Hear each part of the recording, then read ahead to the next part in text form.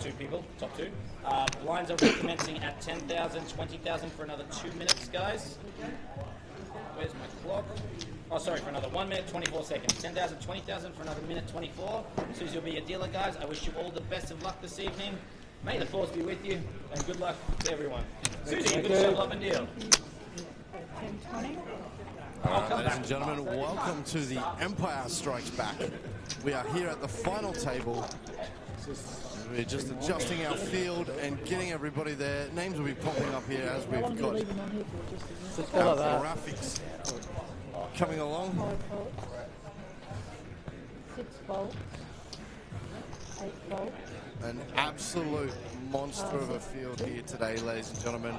If you're just tuning in with us, the Empire Strikes Back $200 rebuy, 1 re-entry only, saw itself 94 entries. We've got a prize pool of $15,980. And then 1 place 50.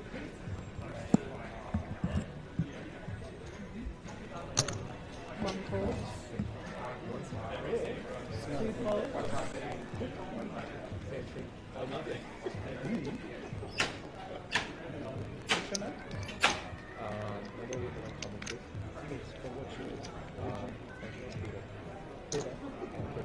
Three re-raises to 130. 4 volts.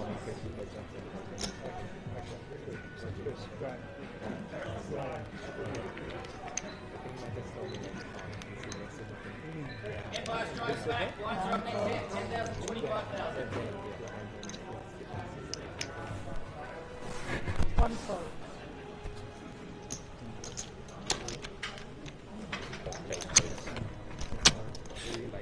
You want to keep them?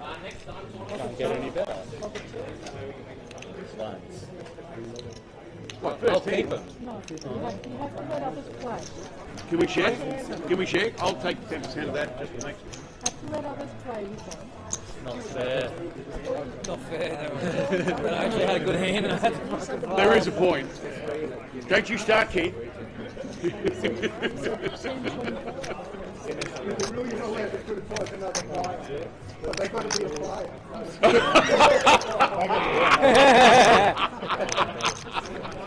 Nothing about real estate agents, is it? Hey, wait. Again, what's it got to do with this?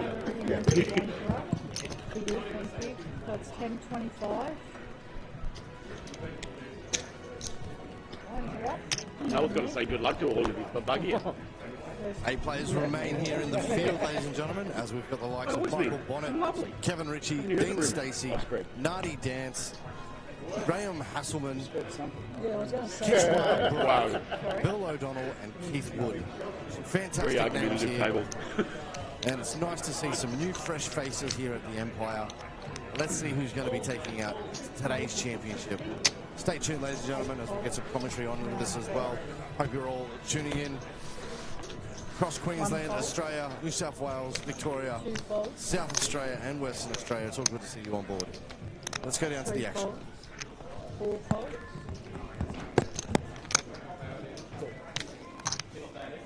5 volts.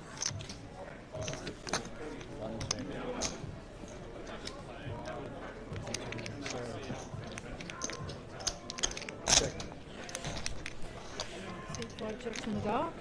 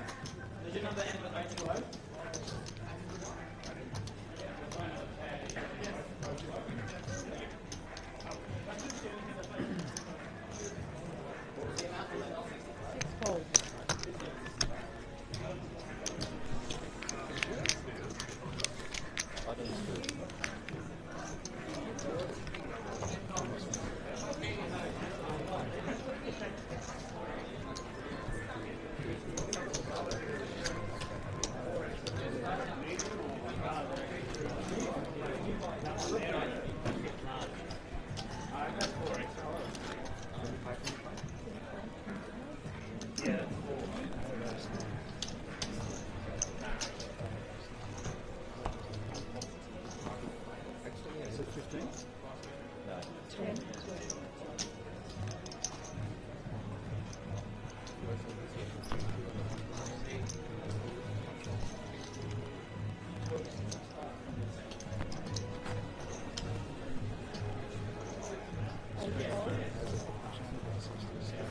Nine fold. One fold. Two fold. Three fold. Four fold.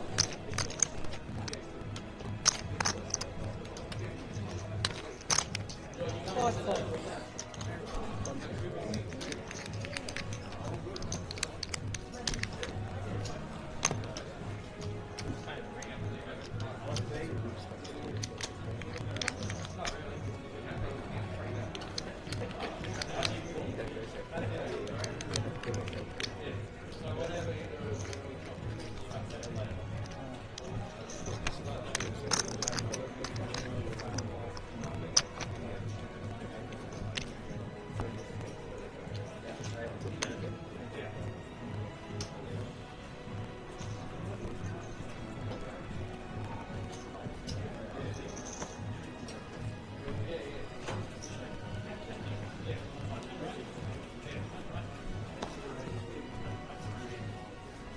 Nine folds.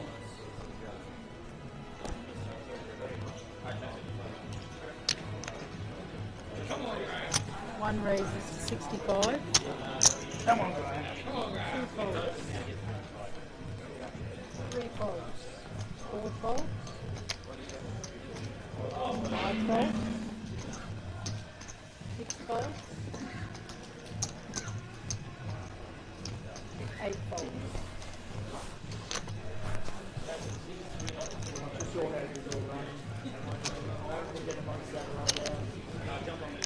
You'll be right. You've seen him play, right?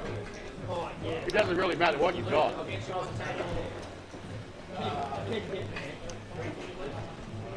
Captain 1%er. He's a 1% genius. You're giving away secrets. No, it's just what he did to me today. Not a secret. Did he violate you, Karen? Definitely. I did feel violated, I have to say, yes.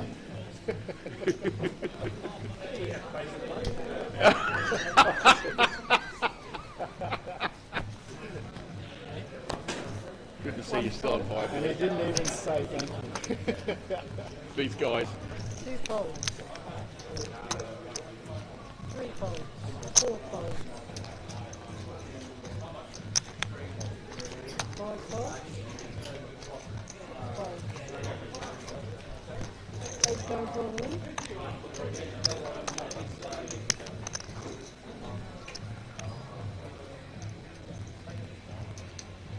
Nine folds.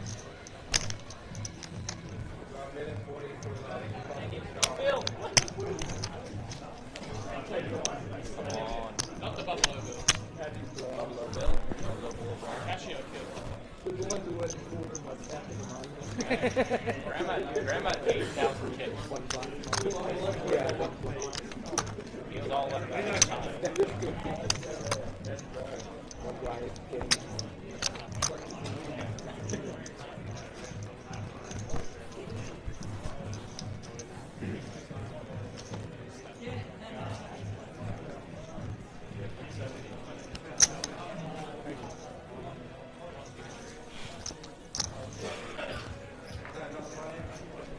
Two folds. Three raises to 55. Four folds. Five folds.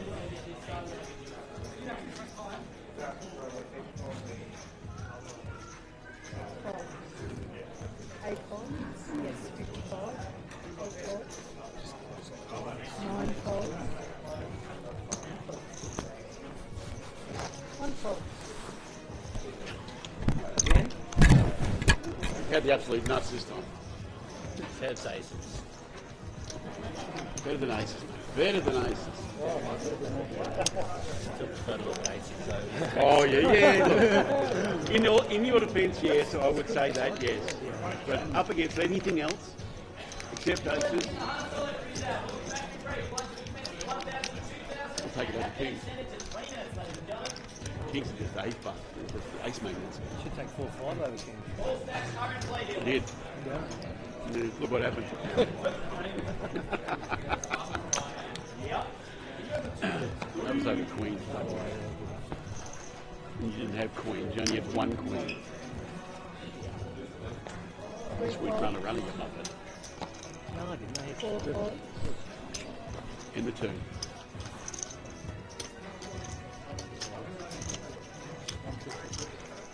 Five raises to 150. Keep it hard to not be blind. 8 calls. He's such a nice bloke. I really don't know how to take it. 1 call.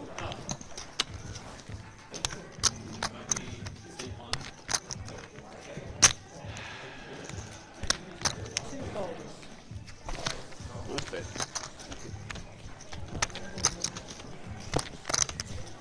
Yes, that's all we call.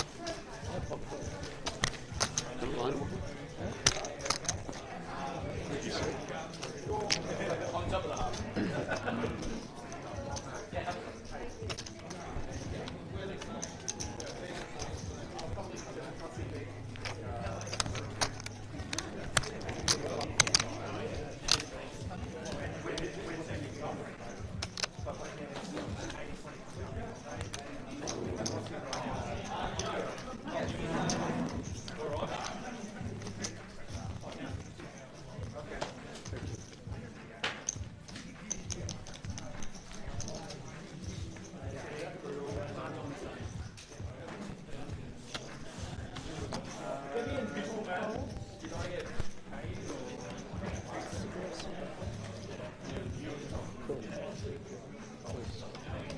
Five calls.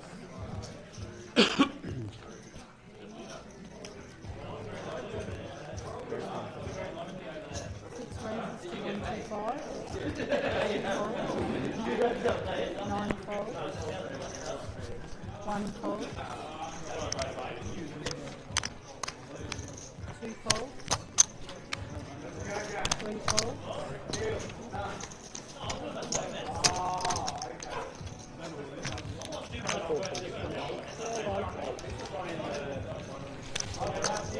We're heads up. Actions on 6-5.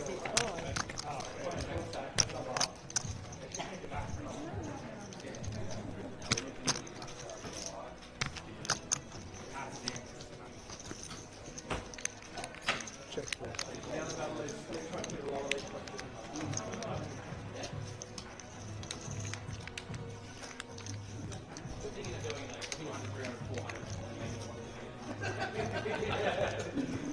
Expect 250.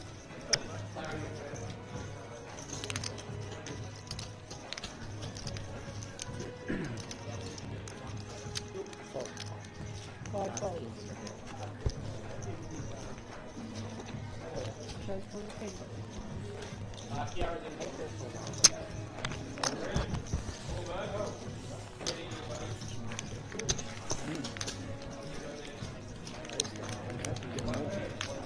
We're just looking for some like decent cards beside the table. Just dust. Oh no. Definitely 150. Shit,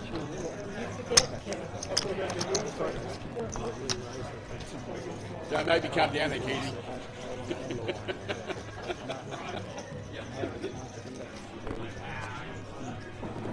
Tell you what, he loses one hand. You gotta let it go, buddy. Let it go.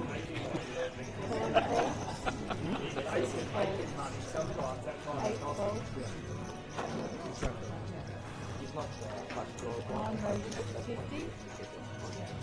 1 call. 2 calls. 3 calls.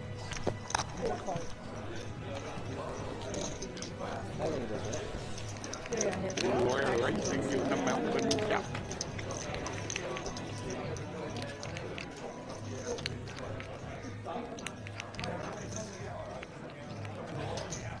Nine bets Ritchie. One fold.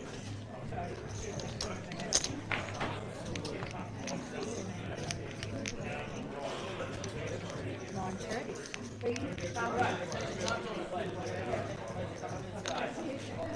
One bet 100. 100. Nine folds.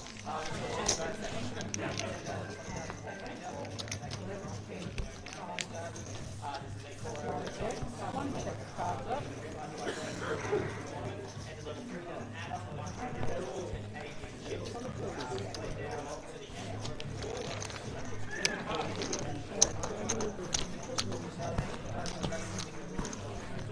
Genius. I'm in the presence of greatness. I don't know it.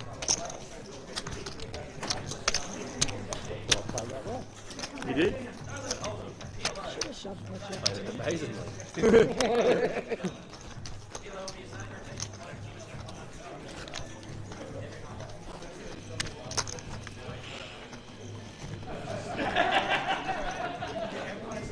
Bonnett needs to give lessons.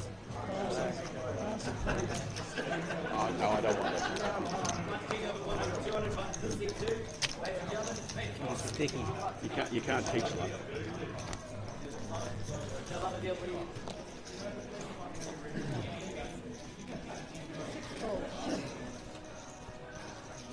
Eight goes all in. Nine fold.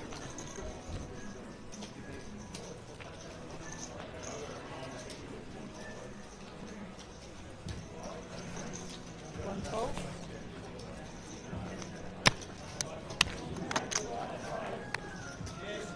Two folds. Three folds.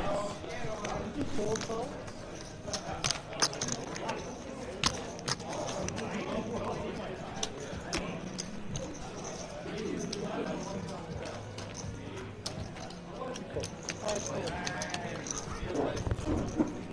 Five folds.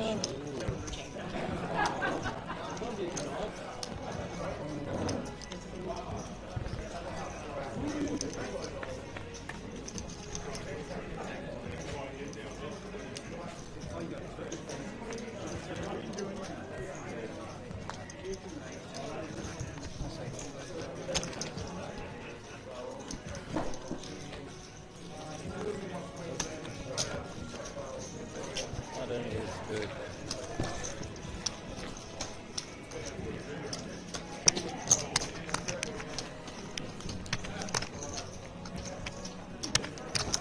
King 6, I would have called you, Bill.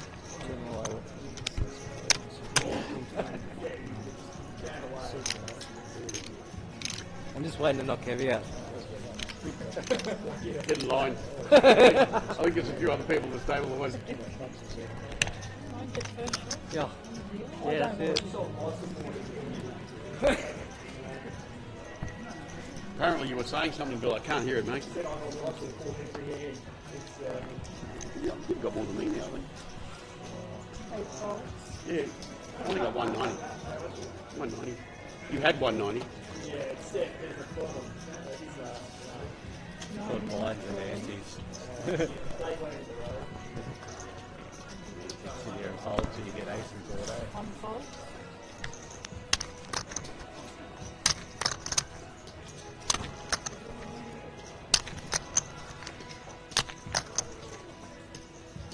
Two folds. Three folds. Four folds. Feel your pain every time you look at it.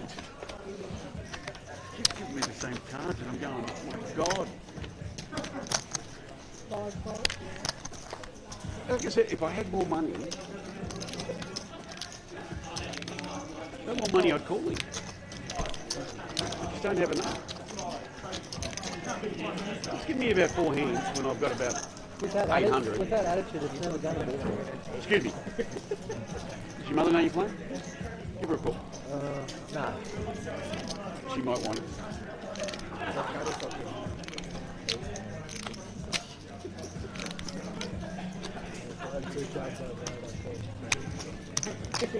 Keith was probably playing something like bloody Jack too.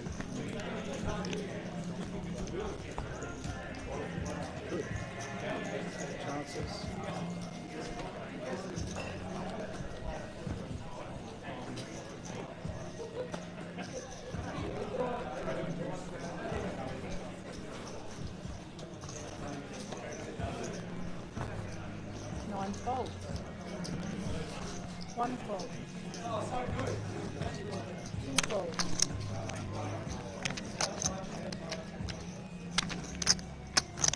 Three bets, 75.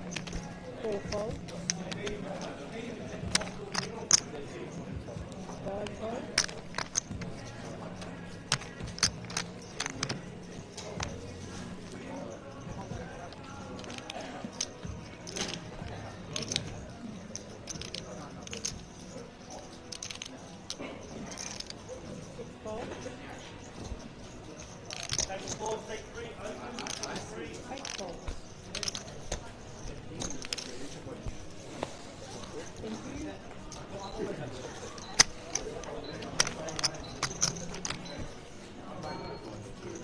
Flash strikes back. Blinds are up next hand. 15,000. Yes, 15,000.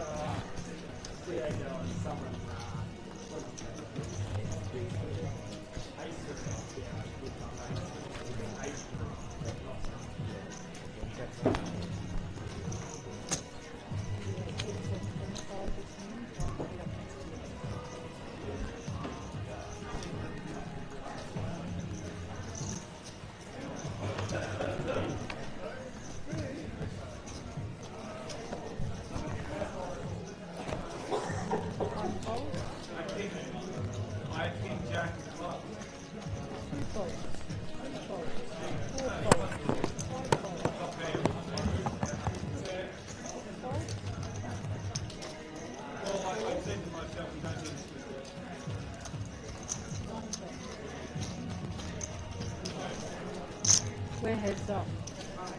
See those?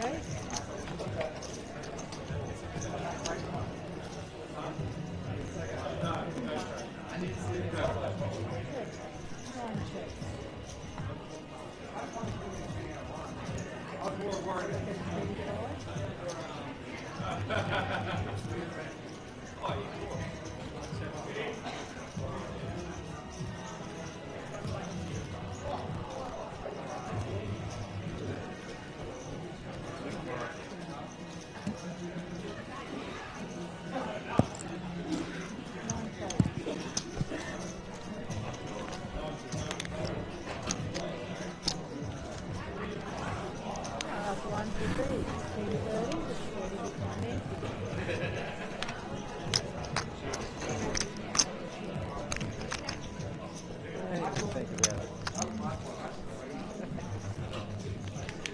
That thought has not even gone through my head, whatever that is.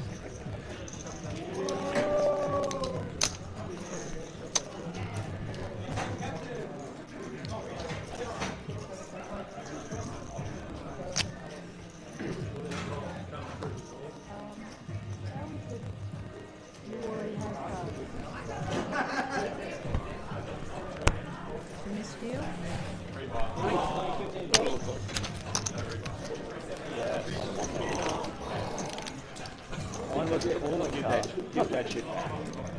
It's really tough. Jack's just giving you trouble. Hey, Jack. Prefacing the fact that she's going to give me another one.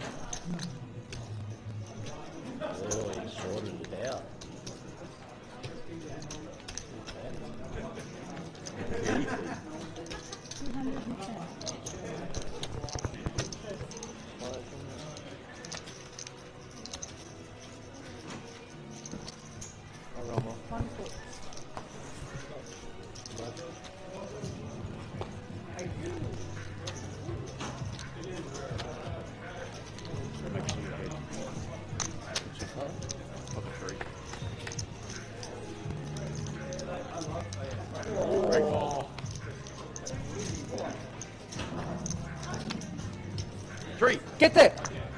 No one else wanted to say hi. Big open.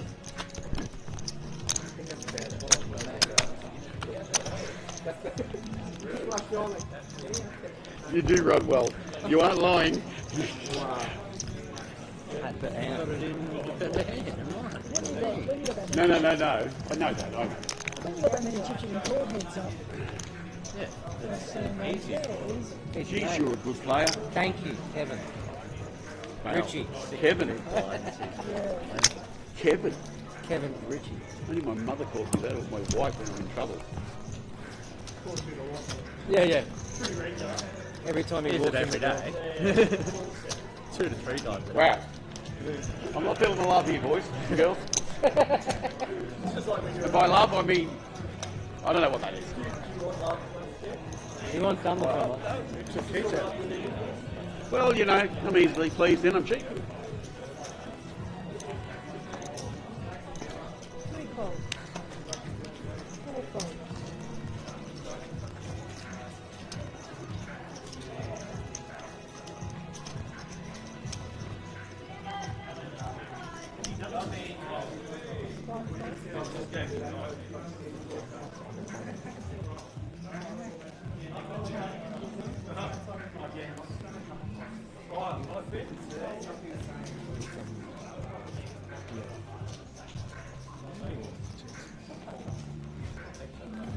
So 6 folds, 8 folds. Damaging the cards, will you?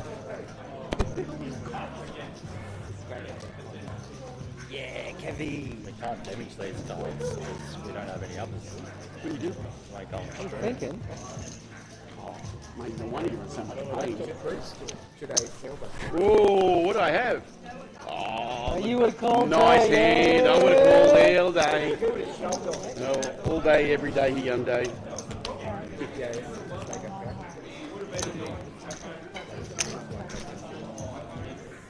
Yeah. 8-3. Quality cards. The way you play. You would have had twice. Taylor.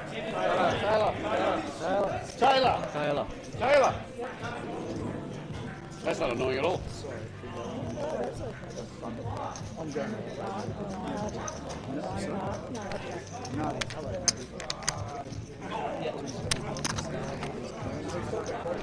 Yeah,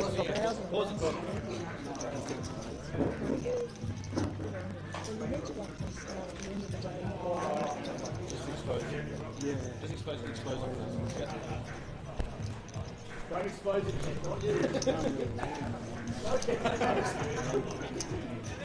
You want it or you don't want it. I mean, I'm getting 2 messages here.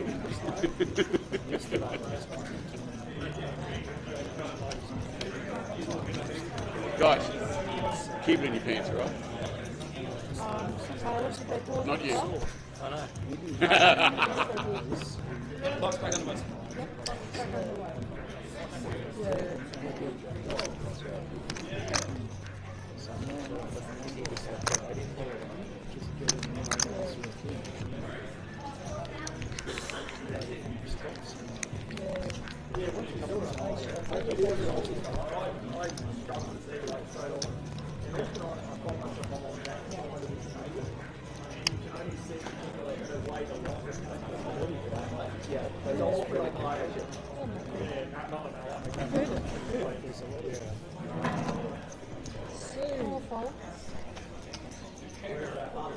We're just missing Kevin and me. 5 folds, 6 folds, 8 folds. I'm used to it. It's easy dealing. I don't need.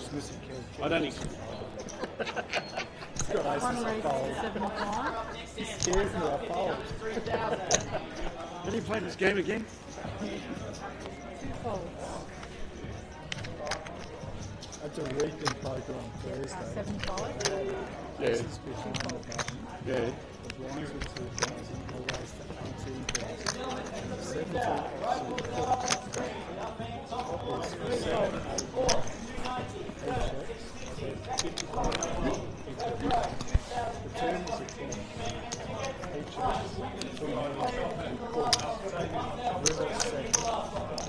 And no, I wanted to call. Yeah. And I said, I'm trying to work out how I should have played that better. You can't play it any differently. He just doesn't believe you have anything. If I went all in pre-flop, he goes no. So there's no Maybe just like 7-2. I don't know, just got it in the set. He goes, nothing you could do. So Yeah, I'm sorry, I don't understand suicidal play like that.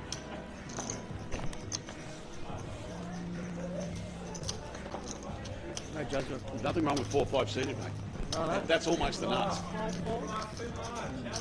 It's squeaky off it. Squeaky. That single-handedly kept me in. One fold.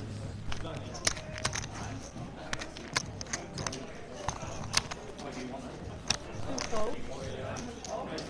folds. Three folds. You're not getting those illustrious aces. All those queens that you've been getting all day long. Yeah, 10. You know what it is? You've worn it out. I'll change it. You've got queens so many times a day, you can't get them again. I don't want queens. I'll take them. Okay, there's a 15. I'll have them. Let's split them.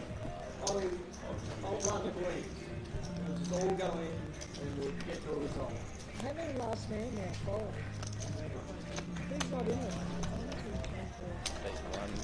Oh yeah, Bonnett.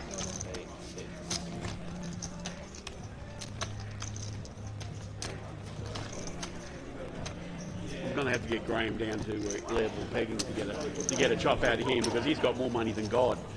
It's his decision. I think he's got his own mint. Has he? Yeah. Which I don't have a problem with whatsoever. You're a chip leader. You do what you like. Fold.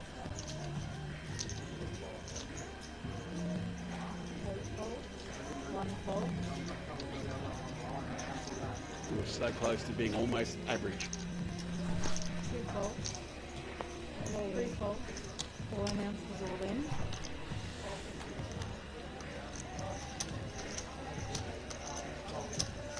5 folds. Did you get that screen? And smile. Don't do it. See your face cracking. It's happening. Are you sure?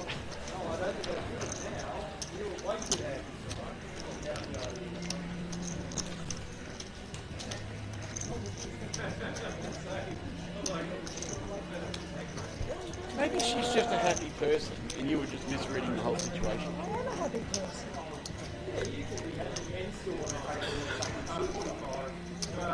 I'm that all the time. Everyone wants to take everybody's chips. Yeah, that's what we're here for, aren't we? Oh, look, I'm happy to share as long as they share. I'll share half my stack with them as long as they share half their stack with me. good deal. But it's for somebody. When my kids were young, my oldest son used to get like a 50 cent and he goes to my youngest son, it's way bigger. It's a $2 coin for a 50 cent and they'll go, oh thanks Aiden. I love that. I love that stuff.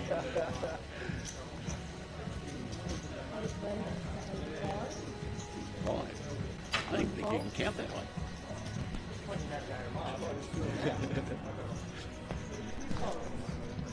Oh, so you just know it as like 3 green, 2 blue. Is that what it is? 5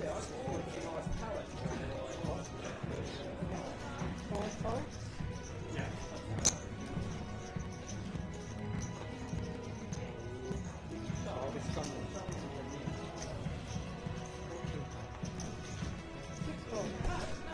4 king.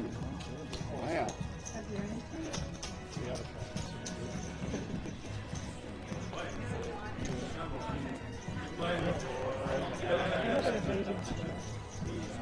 He's on one of those. Look, I haven't hit any cards yet, so I'm just going to sit here and mind my own business.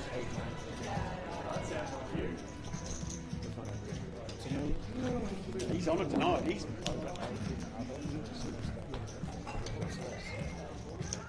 Don't make me put my jacket back on, mate, and learn how to play poker instantaneously.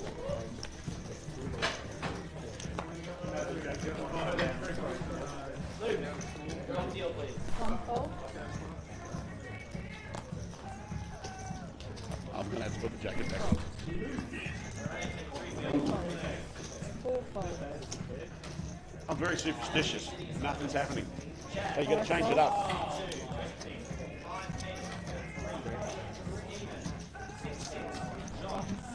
Six raisins to 85.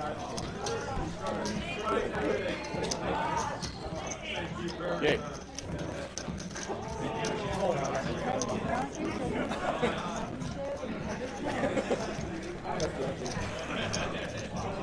Don't do that, they never come back. Why don't they put it on the final table? Why? Is there a reason why? Not because RFID? Shows the card. They've got a picture of what your cards are, and they're live streaming it. Yeah, they're thicker. Oh, they're thicker. They're thicker. They're wide up. They got chips in them. They're like me, except not as smart. Don't put yourself in all the time. I wasn't.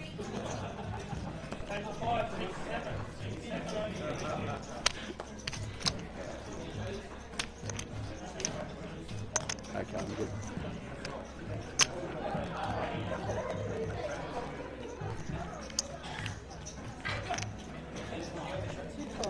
You can't pull that trigger, can you?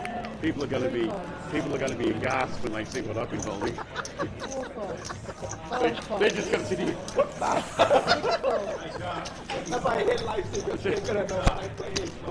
Oh, you dirty. Usually I mix it up a lot more.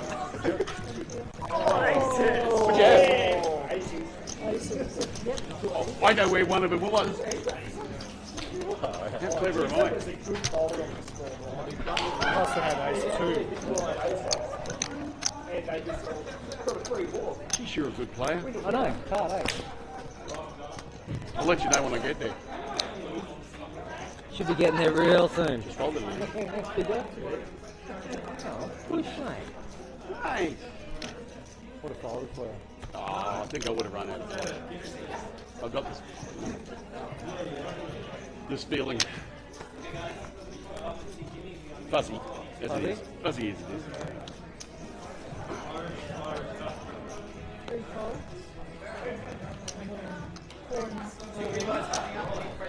Five folds. Everybody.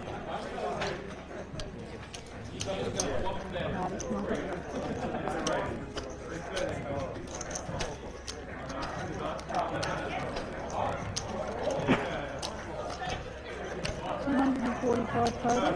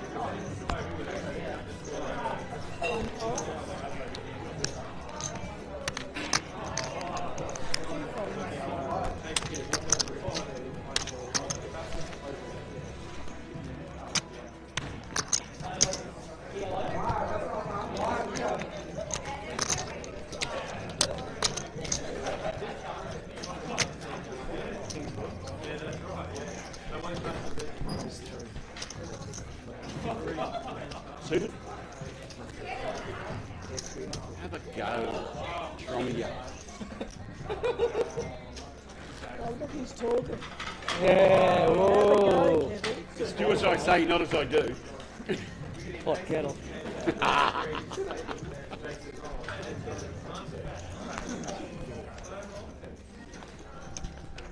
reckon you're saying something. I just don't know what it is.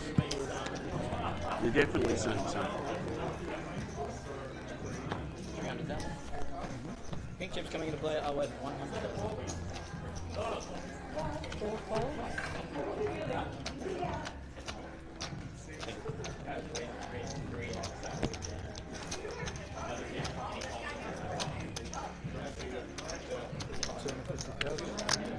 Five raisins. Folds. 8 folds. All in. 1 ounce is all in.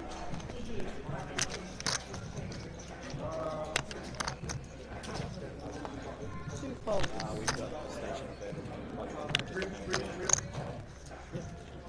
free fold.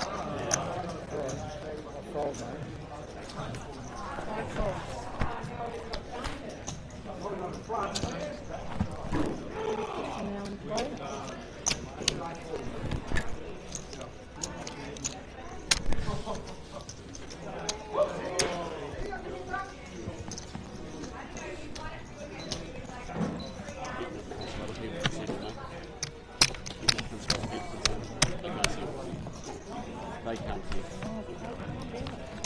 200,000. I'm not playing.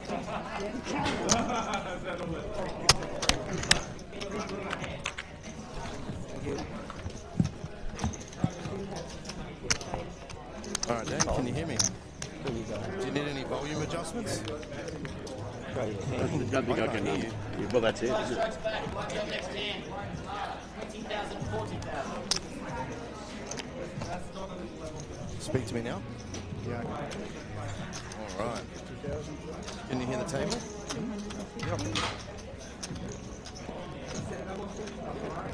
I'll turn you up a little bit. I'm loud. The table's a bit loud. All right.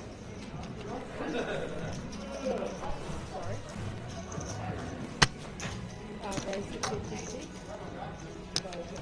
Fold, one fold, two folds, three folds. Got the completion. It is if you're the vulture. Check. Ooh.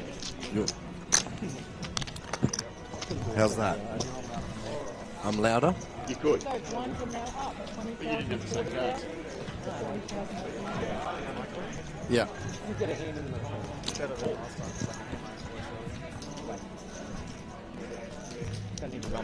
Table's loud in this one. 1, 2, check, 1, 2, check. Can you check your mic? Oh, sorry, I'm turning up your headset. And again. Yep, beautiful. That's loud in my headset. A little bit too loud, actually.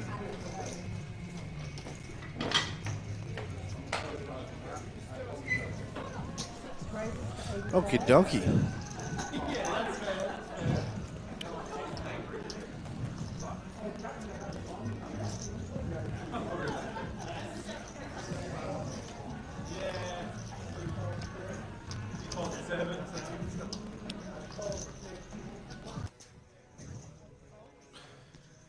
All right, good evening, ladies and gentlemen, and welcome back to the coverage here. This is the Empire Strikes Back right on Labor Day, May the 5th. Aidan Glenn on the commentary here, joined by none and the other, Dan O'Shea.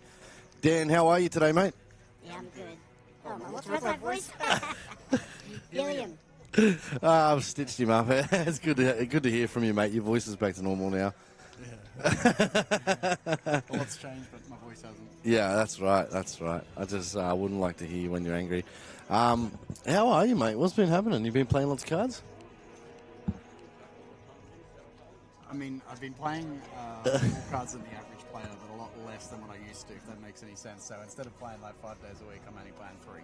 Oh, that's good. So does that count as a lot? Yeah, that's healthy. I'd like to play 3 days a week. Yeah. Yeah, that's not too bad. I had a taste of Vegas last year for the World Series, and ever since I came back, I felt like my attention has been drawn overseas rather than playing in Australian tournaments more so, because I feel like you need to get lucky to win a tournament regardless, and you may as well bink $1 million one overseas rather than $100,000 here. Oh, that's true. But also, I've been, I look at the Vegas and I think, it's on everybody's bucket list, but even the Asian circuit at the moment, over in the Philippines and Manila and Vietnam and all that sort of stuff is pretty value for money as well, which is also on my bucket list. Yeah, Taipei. I've had my attention on Taipei, Taiwan, Taipei, and all of the Asian circuit. Yeah, if I was to go again, I would say I'm going to skip Vegas next year and probably do the APT Asian Poker Tour Series. Yeah, definitely sounds absolutely fantastic. Something I'd like to do. And all the Aussies have been doing really well over there. They're killing it, and I think the main event was over 3,000 entries. That's massive. Yeah, I was watching the 2025 main event a couple of days ago, and I think it was. Yeah.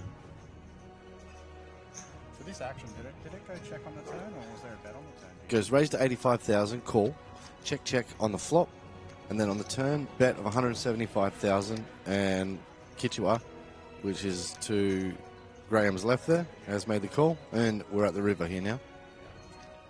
Graham's barreled for 30,000 in chips, and Kitcawat with the... 300,000. He's got the nuts straight here. So this will be a raise and a fold. All in.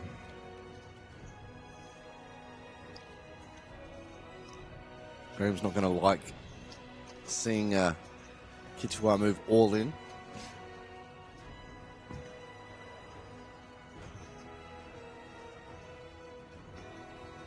I'm pretty sure Graham's closing here. So in my mind, I would say that he's probably fired the turn. I'm assuming he was the aggressor pre-flop.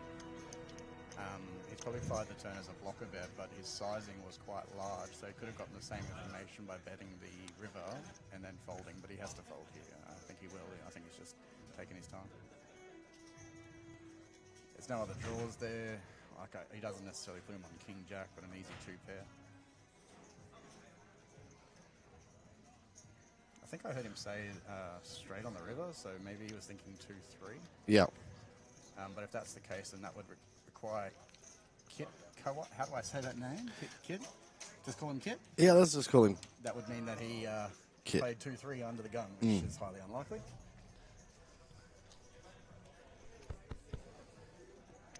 So you got to, between the two headsets here, Dan, you're the only one that can hear the table. That's why I gave you that headset. So I'm just going off the things that you do. So if you do hear something that you want to retrace towards or bring in some information, that'd be really helpful. Graham was talking out his hand, basically, and talking out like what his opponent had. So there it is. We've got some flop. Let's go and have a look at our payouts here as well. Our payouts are first gets 4,400, second gets 3,000, third gets 2,350, fourth gets 1,750, fifth gets 1,250, sixth gets 850, and the seventh, who remains on the table, walks home with a cool 650 bucks. Not too bad for a $200 buy-in and one re-entry. 94 entries is pretty good. Not bad. It was a 10K guarantee, so you got 150%. Yeah, that's right. 15,980 in the prize pool with a last longer of 2,600. That totals over 17,000. 18,000. 18,580 to be exact.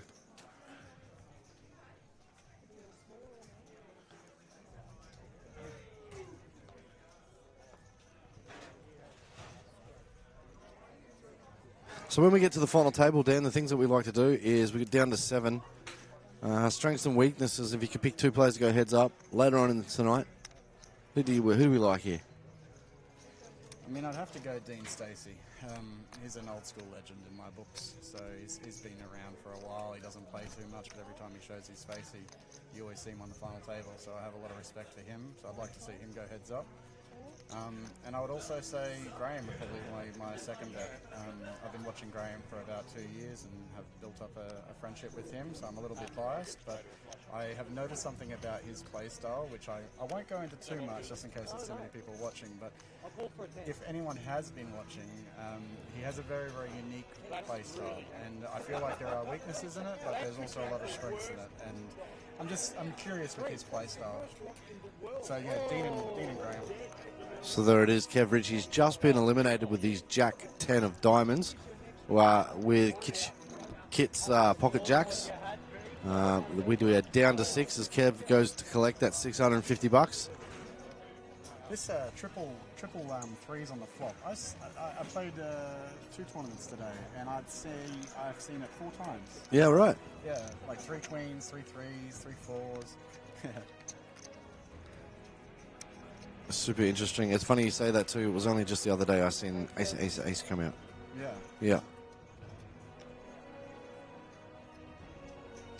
I've been doing a lot of dealing cards as well at a few different games around Brisbane. Yep. And I know that when I first started dealing, I was hesitant to do it because I felt like for so long I've been on the player side of the table rather than the staff side of the table, and obviously you're guaranteed to get paid as a dealer, but it's helped my poker games so much.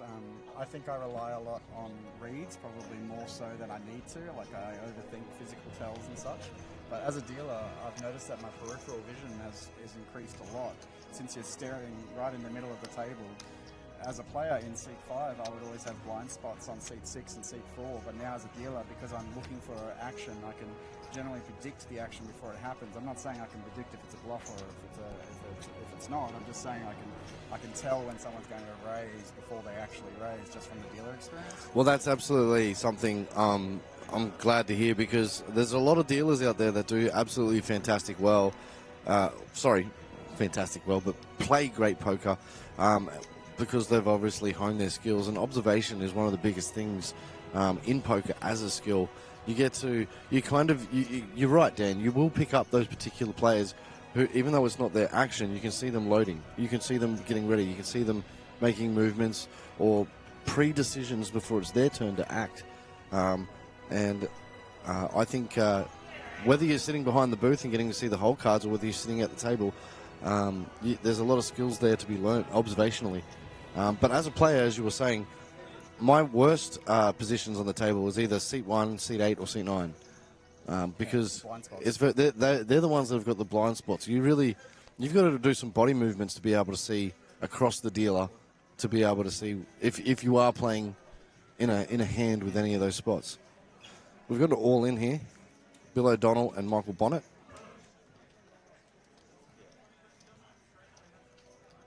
So he's reshoved over the top to isolate from the big blind. Okay. Bill is at risk. Dealer's opened up with 9-10 suited and then run into small blind and big blind. Oh, that's pretty sick. Yeah, it's a 70-30 here. Bill's third all-time in our cash leaderboard. Quiet achiever. I would not write him off. Let's see what happens here, as Michael Bonnett is going in as a favourite. Bill spikes the ace. It's not over yet. The queen, Dan. The queen comes on the turn. And the 3, that's a full house there for Michael Bonnett as he hits the 2 out of the queen. And Bill O'Donnell takes himself to the rail, gets a 6th place position. And 6 gets him $850. With that information that's on the screen now, how it displays the big blinds, the 40% and 36%, is that just the percentage of chips in play? Yes, correct. So rather than displaying the big blinds, you're showing how many chips are in play. That's interesting. Yeah, so only display up to, I think it was 25 big blinds. Yeah, right. Yeah. You can change the settings and all that sort of stuff. But that was just my preference pick. Because as a player, what I was thinking about is like, why would I need to know? I mean, it's probably nice to know how many big blinds there is in conglomerate to the blind levels at the moment. But I think in these mid-tier type of one-day type games, or even in the deeper games, I'm not so much interested in the overs of the 25, but the unders, because they're the guys who are going to be given the action. That's a good point. Yeah. That's a good point. Yeah, it does. It definitely reaches a point where the amount of big blinds doesn't matter. Yeah. Yeah. I am going to make a prediction on technology for RFID tables. I feel like there's going to come a time where the table itself will display the chip stack. So, like, imagine along the rail. Yep. So, like, at the moment, obviously, I'm guessing it's too expensive to put microchips in every one of the chips. Well, they already exist. I know that they exist, but yeah, like the common poker place doesn't have it. Yeah, unfortunately, it doesn't. this system doesn't actually run it. There are systems out there that do. And as you can see, I'm not sure if you've ever followed Triton before. I don't know if they have somebody who is doing a consistent chip update on certain amount of times on each of their tables, because they run multiple tables and you can see their chip updates change on their live website. So part of me thinks maybe they have an RFID chip, but also because they're already instilled into a casino chip as a standard anyway for a high, so not only do they have a black light, they also have an RFID chip in them as well.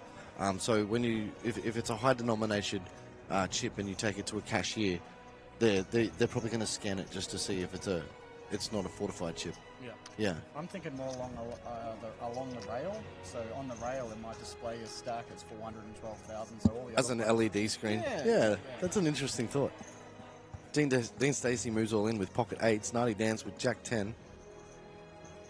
Should be calling off for a whole entire stack.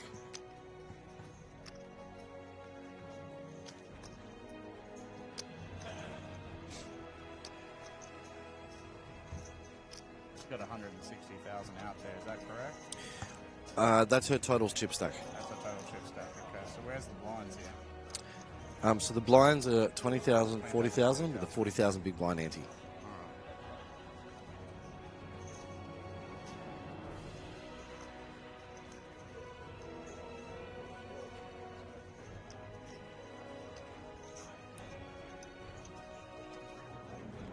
So she had like 4 big blinds plus the ante. Yeah. See, Superstar here. I think you've done well, to be honest with you, with your 2 heads up. I know it's a bit short now. I wanted to actually jump in as well. Dean Stacy obviously is the strength of the table. I have been watching Graham for a little bit. I haven't had that much too much of a hand history. I do know he's around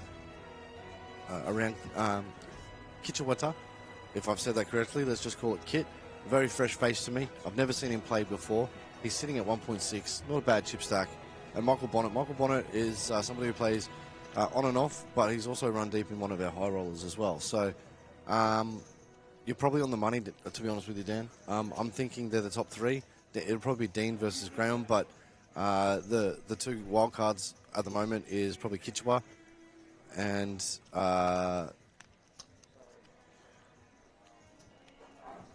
Michael Bonnett. I'd like to see Nardi run deep. Power to the girls, but unfortunately she's very short at this point. I think she's only got 3 bigs. No, she's got just short of 5.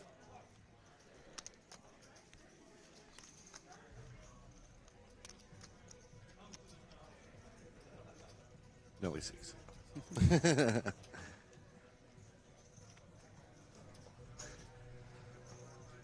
Have you seen Kit play here before?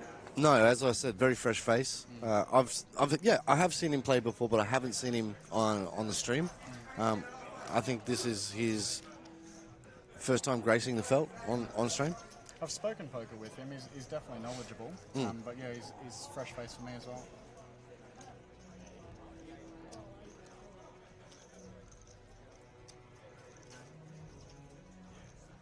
This is really good to see. This is good to see that she's still raising, even though she's short there. Yeah. Like, she could shove and achieve the same thing, but I think the raise is fine. Like, what's the pay jump between 5th and 4th? Can you see the...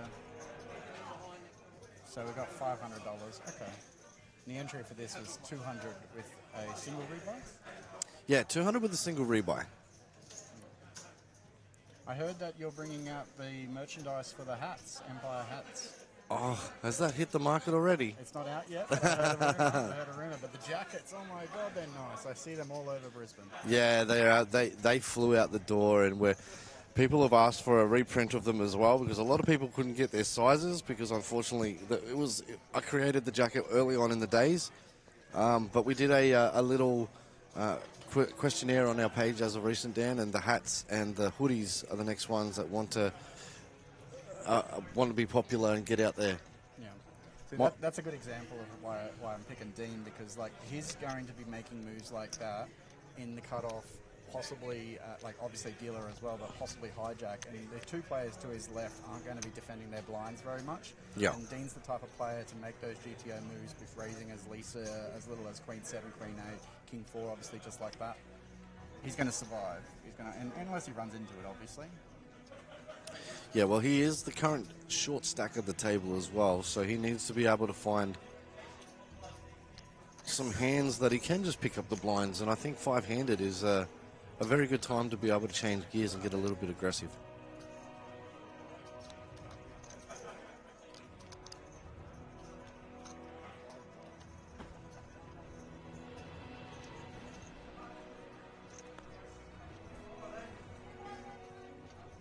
It's nice to see that you make your way up this way, Dan. Are you still located on the south side of Brisbane? Yeah, it takes me an hour and 10 minutes to drive here. Yeah, I'm on the south side. Mainly just play in the city and online. But I only come over on this side to play Empire. Yeah. But I'll be here more often now. I've had a taste of your time tournaments. Mate, once they start and you enjoy yourself, it's good fun. And not only that, like, they're starting to become deeper and deeper. They were 3 tables deep today, which is also fantastic. What's the average? It depends. Like, some nights we get 2 tables, some nights we get 3 tables, some nights we have 1 table. It's really up to the players. How long have you been running it for? We've been running it for, I would say, close to 10 months, maybe 12. Pocket Queen's here for Graham as he ships it into the middle. Yeah.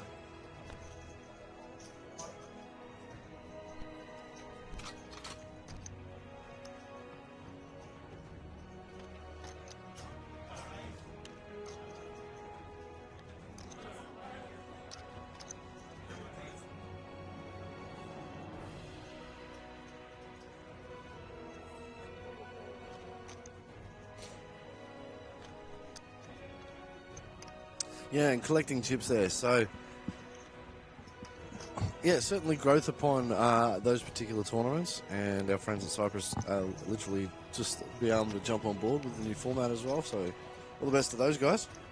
Yeah, it just got released. Cyprus is going to be They're trialing it. trialing the time point. Yeah. Yeah, I got a good feeling about those. I think it's the future. Yeah. I like it a lot. Yeah, and the best part is it's a set amount of time. Some people don't have 10, 15 hours to play, whereas the pros like to be able to put in the hours, the time, and all that sort of stuff. But a lot of people who work or have families and all that sort of stuff only have a limited allocation of time. So they can get in, they can get great value, and then they can go back to their families. Yeah. I also think it's a good way of trialling PLO. So a lot of players that have been playing Hold'em for so long, they don't get an opportunity here in Australia to play much PLO. So having a rotation is a very good introduction to the game. Yeah. But it's addictive once you have a taste. Yeah, well, thank you for saying that, because our PLO tournaments, when we first started, Dan, we run a Spartan 150. It was 2 tables. And then we tried to do a 300, which we got 3 tables. And then, unfortunately, it fell over. But PLO deserves more, man. And we really try to figure out how can we introduce people to these games. I run a PLO tournament now on the back of a Gladiator. I get 50 entries. We never used to ever have that. And now PLO is a standalone game that comes with every Gladiator monthly and weekly upon our time tournaments.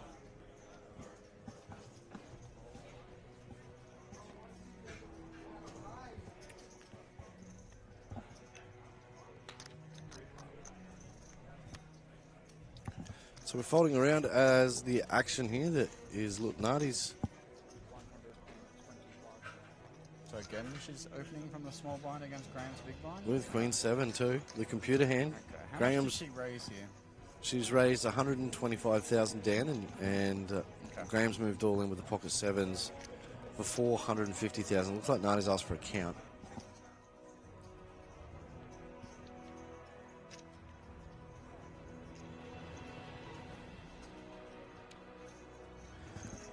Ryan Bray in the comments. Whilst we got I'll bring him up in a second after we see the decision of Nardi. I don't think she's continuing here. I like the question though. I want to know the answer. Yeah. I've seen. Oh, we'll go into it after this.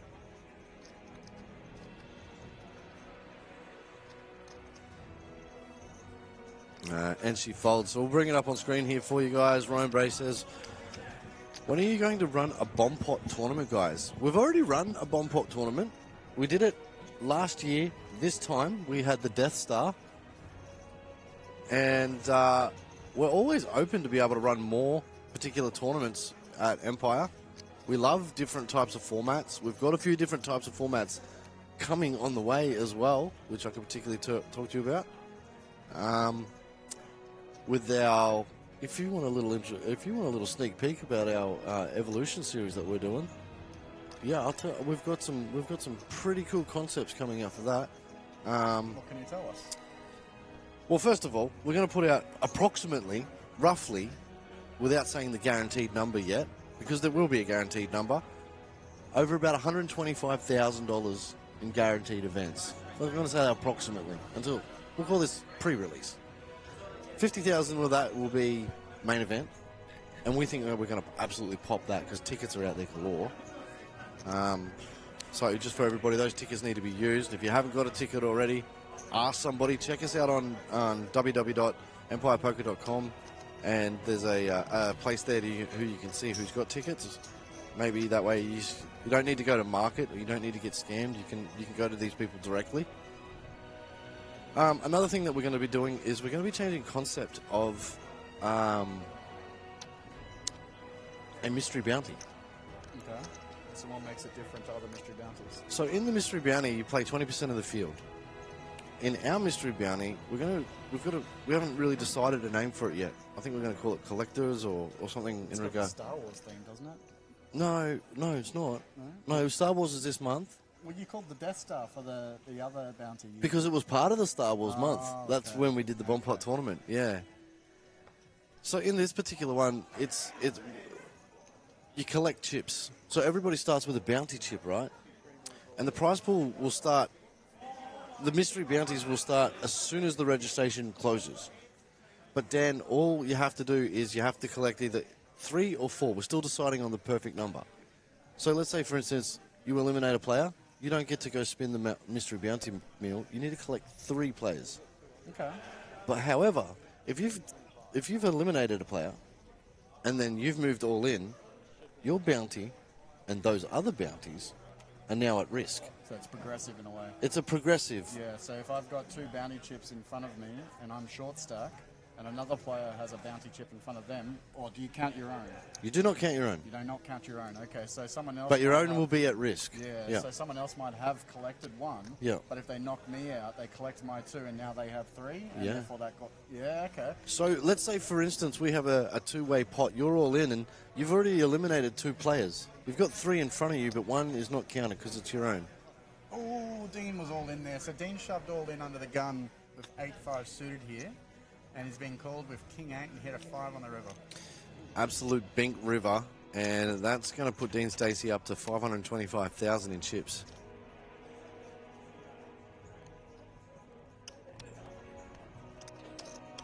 Yeah, okay. Because with the mysteries, I've always felt like it was a little bit of a rip-off that you only got to win the mystery bounties on day 2.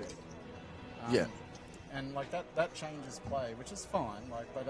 Like it really pushes more towards multiple bullets because, I mean, the goal is to make day 2, and then if you're trying to work out, okay, well, what's the min cash of a mystery bounty versus 2 or 3 bullets, you get a chance of, let's say, the mystery bounty would be like a 10K.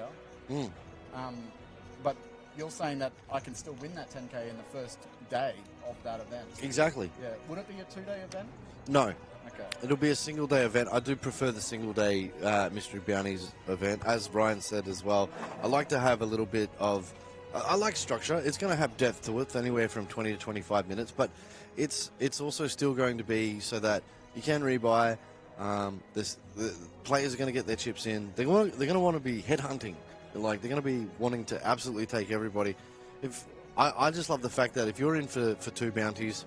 We got a fresh guy who's called you off, hasn't got a bounty, and this guy's come over the top, and he's got 2 bounties. 5 bounties in play, instant mystery barrel spin. And he's still got 2 behind him. Something I saw online, when pulling a ticket from the barrel, some tournaments give the player the option of waiting rather than drawing it straight away. What do you think of that? Like, let's say you got a ticket in front of you, you can go up to the barrel, pull it, or you can maybe wait, and then someone else pulls a min cash, and then you're like, yeah, I'm going to cash my ticket in and try my luck. Yeah. Should it be instant, or should you be able to wait? Well, to be honest with you, it's random, isn't it? What if you waited and lost your 10k option? That's your fault. That's why I think it adds more enjoyment. I feel like it's up to the player. They're like, oh, I feel lucky, I'm going to spin the barrel now, or I'm going to cash it in, or wait. Yeah. There's a little bit of strategy. I like the idea of first in, best dressed. Okay. Because if you're a player who's just busted somebody and said, and you're a big blind and you don't want to lose your blind, okay, please play your hands. Dean Stacy has top pair with a missed flush draw, but is still currently in the lead here. I don't know if hopefully Kit doesn't want to try and push him off the pot. I actually feel like a raise here would work. I know that he's very committed, but... Well, very wet board too, so he could represent a flush. Yeah. Because Dean's got... Oh no, Dean doesn't have 2 diamonds. He's got ace-3. So he's thinking, what's he calling me on the flop? What's he calling me on with the turn? Yeah. He didn't re-raise me pre, so has he got an ace with a better kicker? Probably not. So what else is he calling with? 5-6, clubs. See, the other thing too, if he's not hollowwooding and you can't see it, you'd have to put him all in, which he's just done. He did. Look at this. Yes. Oh, wow. That is great. That is excellent. Okay. No, Dean's called. Oh. Face up. It looked like he actually raised it. Yeah.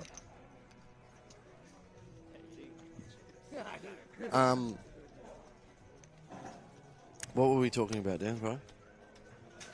Oh, the mystery bounties. We're talking about the mystery bounties and that hand. Oh, yeah. The barrel. Approaching the barrel. Oh, yeah, the barrel. Look, if somebody's in small blind, big blind, want to play their blinds and a bust out happens before them, first in, best dress, get it in. But the randomization of the barrel makes it fair for everybody. Yeah.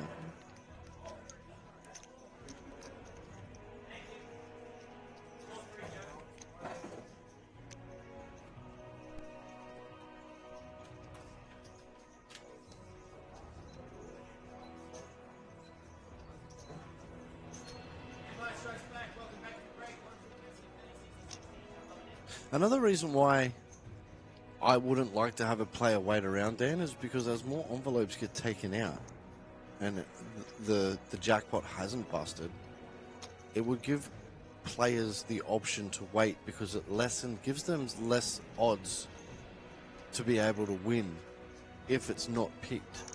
Yeah. And I think somebody smart enough could probably angle that situation, get their very first one and say, you know what, I'll take the risk that the next 15 are not going to be the jackpot. Yeah, because there's more smaller amounts than there are bigger ones, right? Yeah. But then you might end up with a queue of people going, I want less odds, I want less odds, I want less odds, you know? It's also a bit of a nightmare, I suppose, to run and organise. That was a 4 on the river there. Nardi to double up.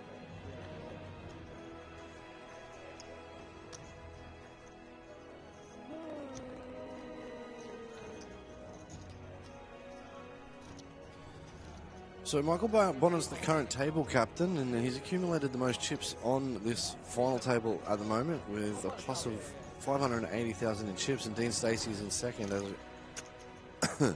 as he's accumulated the second most, and he's out of the bottom spot. Graham is now in there.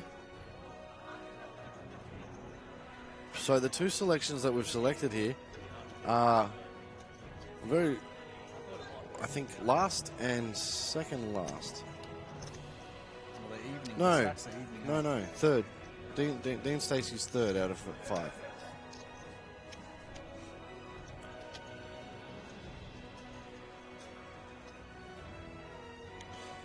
So Ryan Bray said the team's event last time that we did, needs to happen soon. Yeah, you're 100%. It's going to happen at the end of the year, Dean. I am not writing it off, but we are considering our next festival to be pretty big, and we're going to get the advertisements and all that out soon. We've got some bigger games coming. Ask me about my sponsors and what they're running. What's your sponsors? Thanks, Dan. So we're bringing in a 1K with our jeweler, Ryan Sylvester. It's going to be... We've got a high roller, and Ryan Sylvester wants to do a 1K. Single-day event. Very similar to the Zeus format. So there's going to be a bit of depth in there. That's also going to come in. The Mystery Bounty will be also one of our sponsors. Those guys are going to do that, which is Love and Knots. I don't think it's going to be a freeze out. I think it's going to be a re-entry. And then we've got Storm Property Group, who are doing a concept game of 3 blinds. Small, big, and I don't know what the next one's called, but we'll call it even bigger. Okay. Yeah. Extra big. Yeah. Yeah. So he wants to do a re-entry short stack of one of them to have the 3 sets of blinds that's going to be introduced into a concept game within inside of the Evolution series. That sounds really interesting. Joseph Johnson's got a question here. He says, what if for a mystery bounty you had a bounty chip, and when you win from someone they open it up and the value inside of the bounty chip somehow? That's an interesting concept too. But I don't know how the security on that would work, Joseph. So instead of going to the barrel, you just open up the chip. Yeah. Yeah. Or they could have some sort of, like, seal on it, and if the seal is broken, then the chip is out of play. Because I've thought about the idea of having mystery bounties, but you know what your bounty is worth. But the problem with that is collusion. Yeah. Because if you know that you're sitting there with a 100k bounty or something, then yeah, it's very... problem is that.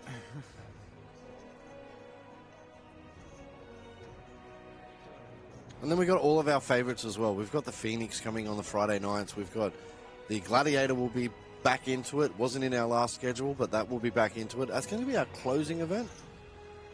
300 PLO, Spartan. That's in the schedule as well. We think that one's going to absolutely pop. As you were saying before, Dan, we've been doing lots and lots and lots of PLO here at the Empire. And if you ever want to learn how to play PLO, I highly recommend you guys come down and play a cheap time tournament to learn how to play the game, because once you do get into the big size tournaments, then you've got all the tools for the trade.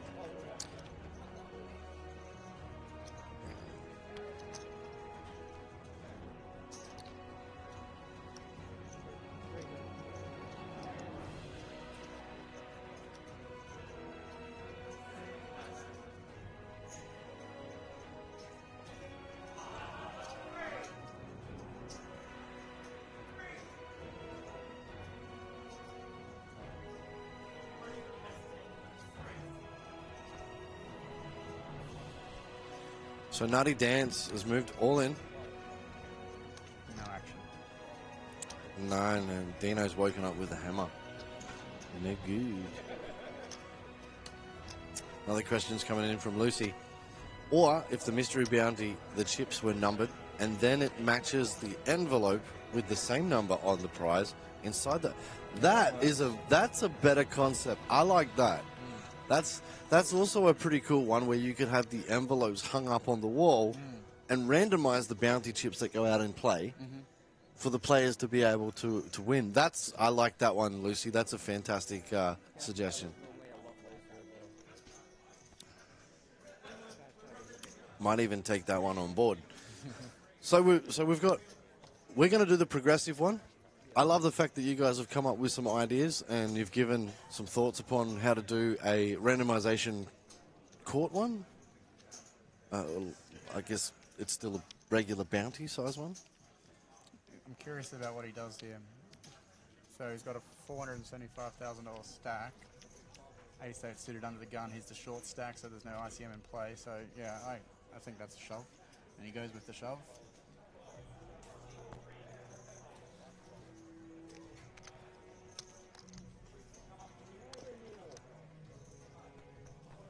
Yeah, Graham gets that one through, chips his way up.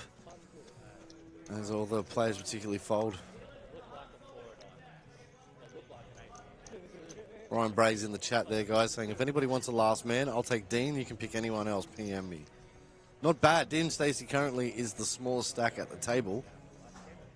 How many people are remaining in the last man? That's a pretty good action. Not saying. I mean, we've both picked him in his top 2, but we're 5-1 here, and he's the lowest chip stack. Is the lowest? Is that how we work out who wins? The lowest chip stack? No, I'm not. Well, obviously, you've got to take account the skills of a particular player here, but that's just the math. We can't deny the other 4 players' skills as well. It's a good deal. Yeah. It is a good deal.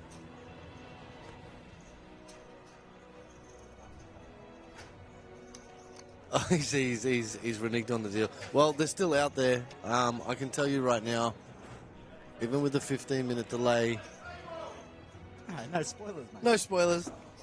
If you want spoilers, please go to www.empirepoker.com.au. You can get the live feed updates there as well. So there you go, Ryan. If you need extra information to be able to place your bet, you can decide and see that way. And if anyone else is interested, just message Ryan Brad. Yeah. So break time. Yeah, so we're on a break, ladies and gentlemen. Hang around, stay with us. We're going to take a break ourselves and put you guys onto our BuaRak screen. Dan, will you want to come back in after the break with us and continue? Sure. Amazing. All right, Aidan Glenn and Dan O'Shea in the booth, guys. Stay tuned. We'll see you guys soon.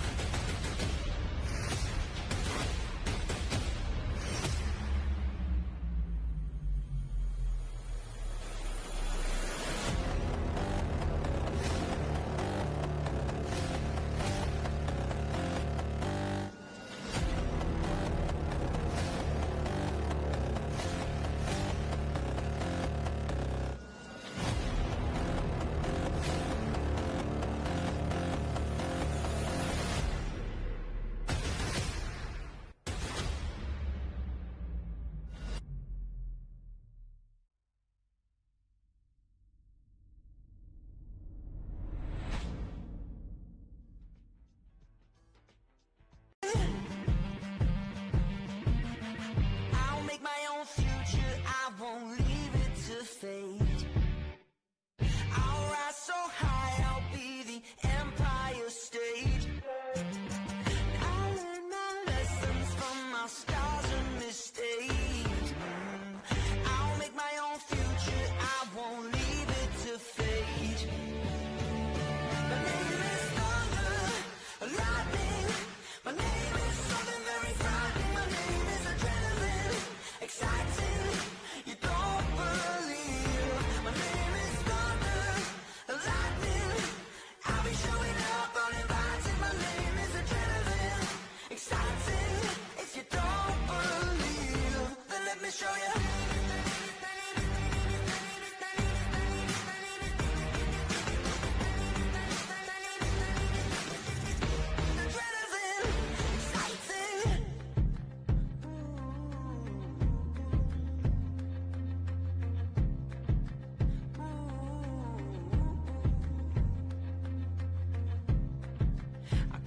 Off my chest, I'm gonna be the best.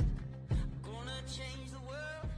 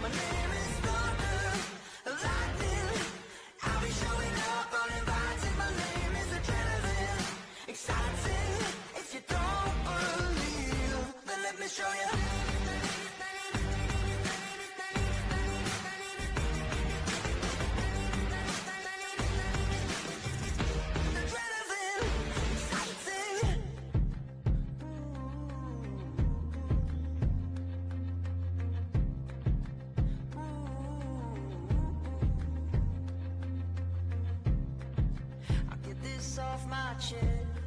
I'm gonna be the best. I'm gonna change the world.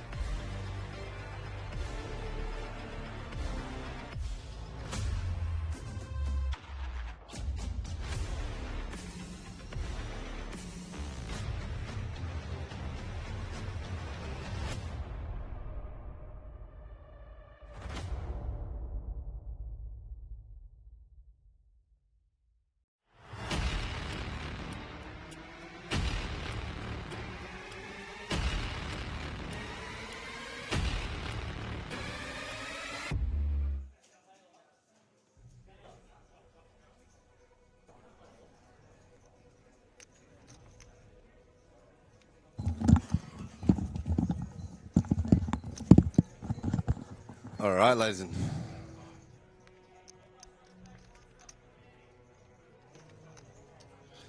ladies and gentlemen, welcome back. As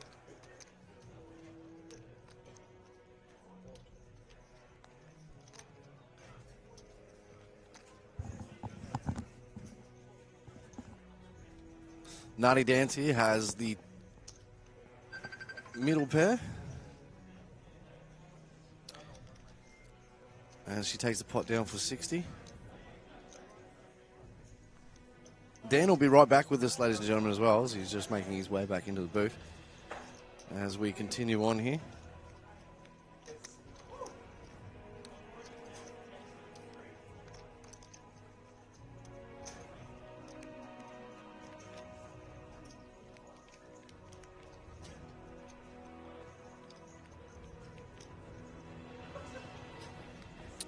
Five players remain in the field as we have a look at the payouts here. Next one gets $1,250.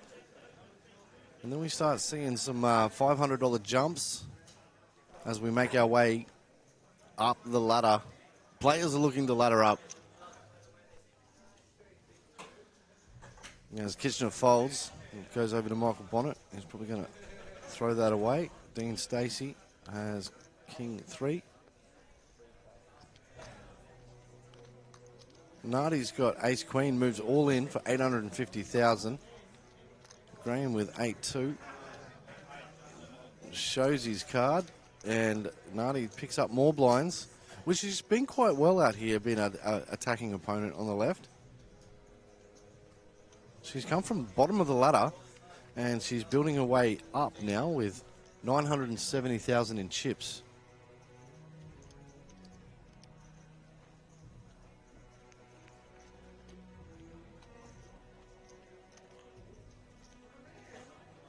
Second in chips, right behind Michael Bonnett. Kit, Dean, and Graham currently under the 10 big blind mark with 8.3 big blinds, $500,000. We're going to see some fireworks soon from these two short stacks, as this structure has now been going since 1. Moving into the 10 o'clock mark here, 9 hours.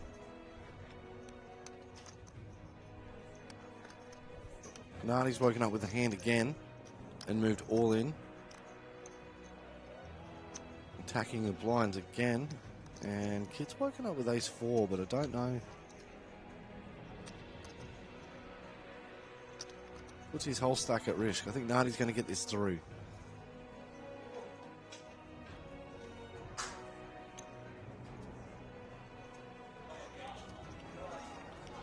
Brings it to 1.1. And she'll be right behind Michael then. She's becoming a threat at the table, especially when the deck turns and starts giving you some nice cards. It's very, very helpful in these short situations.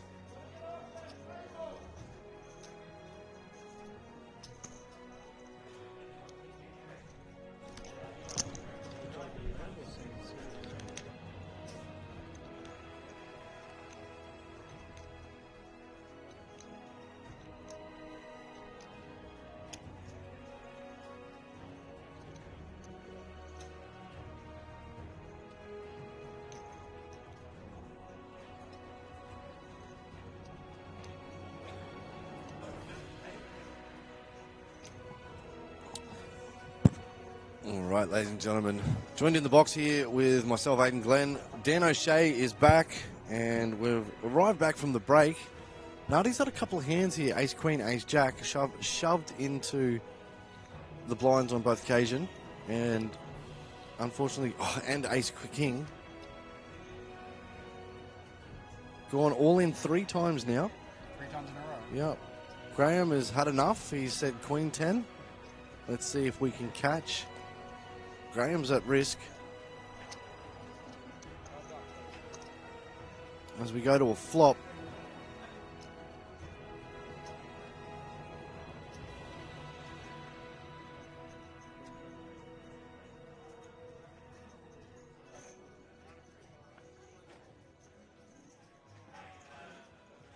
Eight in the window.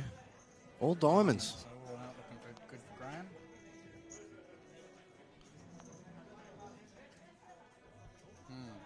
All right, well, there goes my pick. There it is. Graham has been eliminated in 5th place. And Graham picks himself up $1,250, and 4 remain in the tournament. And a big congratulations to Graham, as not a bad effort running through 94 entries today. So let's go.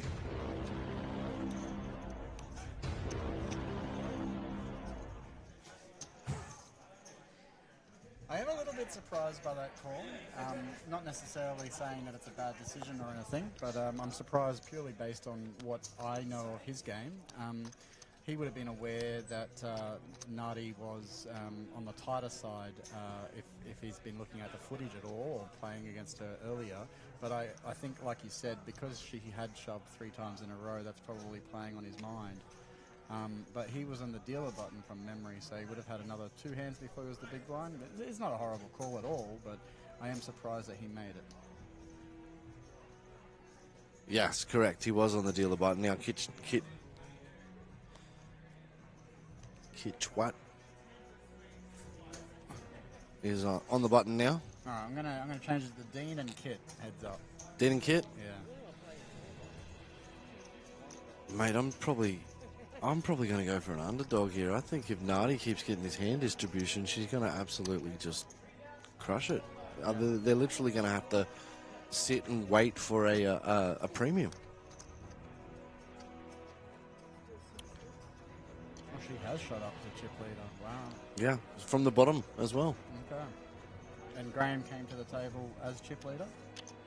Good question. Not sure on that one. So I saw the statistics earlier that he was 700,000 down. Yeah. So I think so.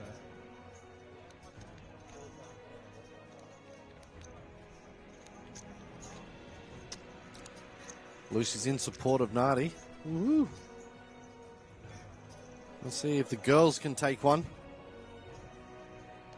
It's actually fantastic. We're getting a lot of female poker players come through at the moment.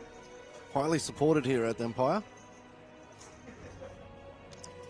I've been playing for 21 years, and I feel like I have bore witness to the meta changing in the way people play, but not only the way people play, the types of people who play. When I started, it was I started like most others in your pub poker and such, and I started in tournament and then slowly went to cash, but I found that the type of people that were playing were your typical pub regulars, so males generally. And I also felt like the game was hard for females to join and feel confident because there was that intimidation factor of being the only woman at the table.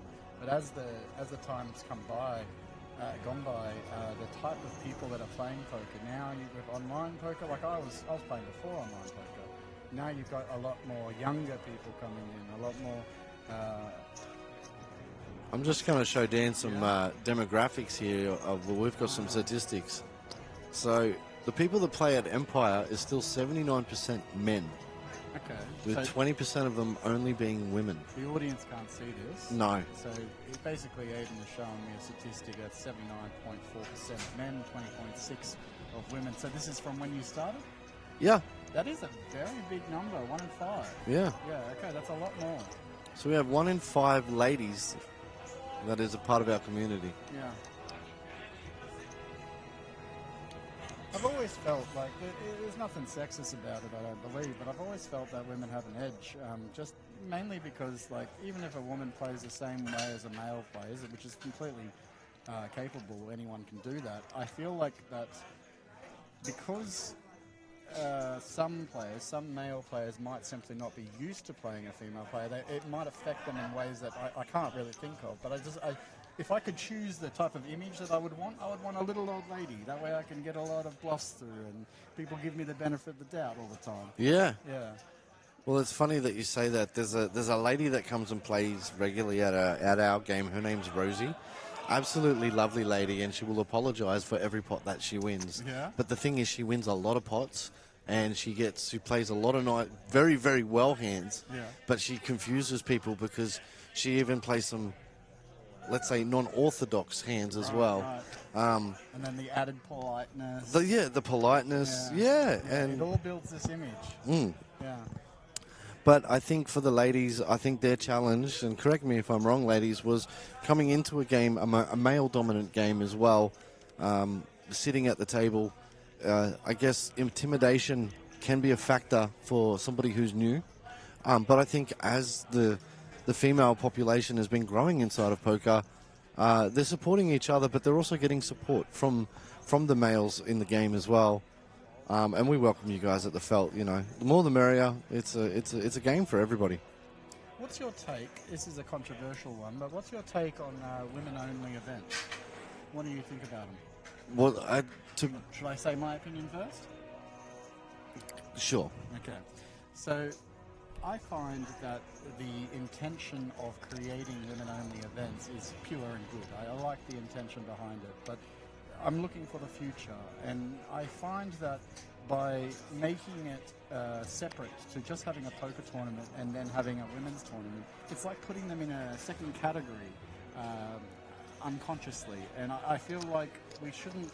Like, imagine if it was 50-50, 50% men, 50% women. Would we have women-only tournaments? No. The only reason why we have women-only tournaments is because we know it's a minority and we want to make them feel more comfortable. But I really feel like the way to make them feel more comfortable is just to include them in the normal tournaments, which obviously they are. But I don't think there's any need to have women-only tournaments. I am in agreement with you, Dan. Yeah? I don't like women-only tournaments, and it's not because I'm a male myself, but I do agree that I know women out there who have the ability to play with the best of us. And I think that if you want to be the best, put the best around you. Exactly. And there's look, there is minority groups out there. We also deal with the Deaf Poker Association as well. They're a minority group, but these guys also partake in our open events as well. Look, if it's a fun game and a pop-up sort of game that you want to, you know, sometimes you see them bringing out drinks and supporting them in that way, but some women feel that they don't want to be treated that way. No, exactly. Yeah. Alright, so this is an undergun opening for sevens and then a re-raise all in from Dean in the small blind with tens. I'm not feeling very confident with the sevens. I've seen it play out first. Yeah, 11% now. An 8 would be interesting, which we don't get, so that leaves 2 outs. Okay, and Dean's in it. Okay. So that should take him up to chip leader. Yeah. Yeah, so the under the gun raise here, like, I think that the re-raise from the small blind, if you're holding sevens and you've got a re-raise all in, especially on the final table, from the small blind, I feel like you're racing at best. And if you were to ask Kit, are you happy for a flip? I don't think that's a spot where he needs to take a flip. Yeah. Yeah. What, is he hoping that Dean has sixes or less? Yeah, nines or below, or even tens are a bit sweaty to be a call-off spot, right? As in for Dean to just call? Or you're saying if Kit had the tens? Both of those hands. Well, who was the aggressor? Well, Kit opened from under the gun with a standard raise. I think it was 2 bigs or 2.5. Okay. And then Dean has re-raised from the small blind. Yeah, with tens. That's a standard. You do that with tens or jacks. Yeah, the tens move is standard, but the call from the sevens. Yeah. I don't think it's necessary though. I agree. I do want to come back on that situation that we were talking about with the ladies, Dan. If we want to, if we could continue. Look, there's organisations out there as well called LIPS as well, which is Ladies in Poker, and that's a international thing. Great acronym. I agree. You know, it's very suitable for the ladies. But if there is any ladies out there listening and watching our stream and want to join in this particular conversation, I'd love to hear your thoughts. I'd love, even if you could just chuck it in the chat and say, these are my feelings of it, or I've been in one and I've experienced it and it was good, or I've been in one and I've experienced it and perhaps there was a little bit too much like niggling or whatever it is at the table. What is your experience of a ladies tournament, and did you like it, and did you continue to play, or would you prefer to play in an open field rather than Dan and I sort of projecting our ways? Maybe there's another thought process that we've missed and could be open for discussion. I know that I have heard from a lot of women players who play both men and women events. They say that the women events are just tricky. It's full of ego.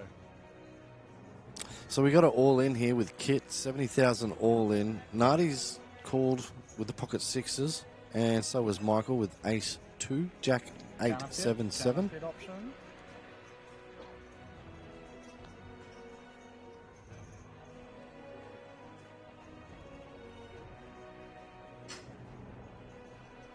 There is the counterfeit. Is Nardi going for a bet here? Nardi's going for a bet, and she's last, and she's got the call, which she's going to find out that she's counterfeited.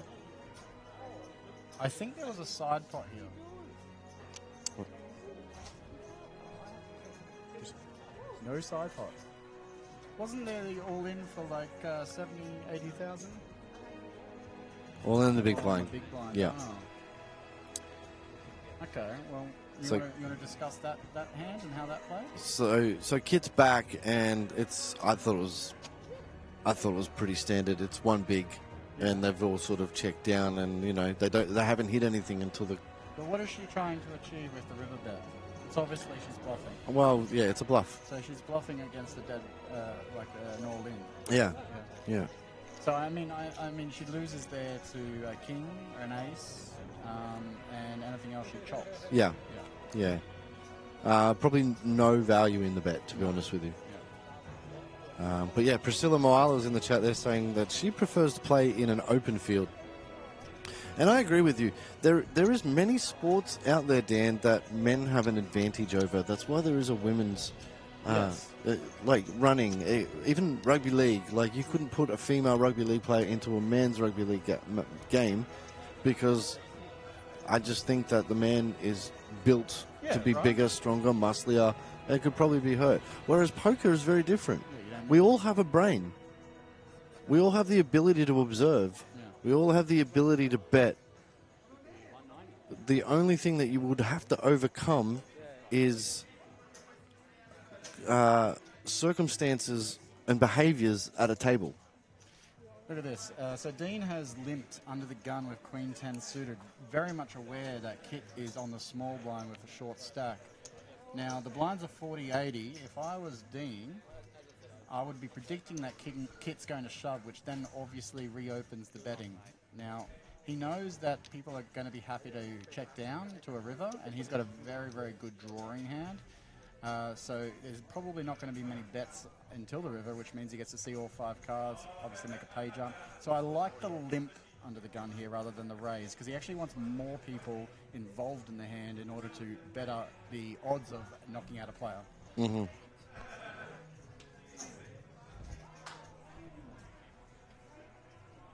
Unfortunately for them, though, Kit does make the double. Yeah, double. He's coming back. He's got a great big smile on his face, too. So, and there you have it, ladies and gentlemen. I love the conversation that we've now started in the chat, Dan. Fantastic topic. We've got... we'll start with Ashley, because it's funny. So, Ashley Dunscombe, male, he said, I got crushed in a mixed netball game in school, though. Way better than the blokes. I agree, mixed netballs is very fun. And Lucy said to us here, I also prefer an open field. I have played ladies events but do like open events a lot better. Yeah. Look, I'm not saying there's probably not a place for them either, to be honest with you, but maybe there's, I just think on a competitive term, it's, you want to be amongst everybody. So, I think I have a memory from like 6 or 7 years ago where a series was putting on a women's event. Michael Bonnett's all in with Queen Jack and Dean Stacy. In the situation we were just talking about before, do we call off with pocket sixes or below? He can't see the hand. No. So he doesn't need to here. Dean's got a 1.7 versus 900. Nardi's got the 1.4. I just don't think it's a spot. It's one of those scenarios where even if he does have 2 overs, does he need to flip? Does he need to flip 930,000 out of his 1690? Yeah, Michael Bonnett versus Dean Stacy. Nardi's folded the hand. Just to make that absolutely sure. And so Michael's moved in for 930k, and Dean is at risk with this decision.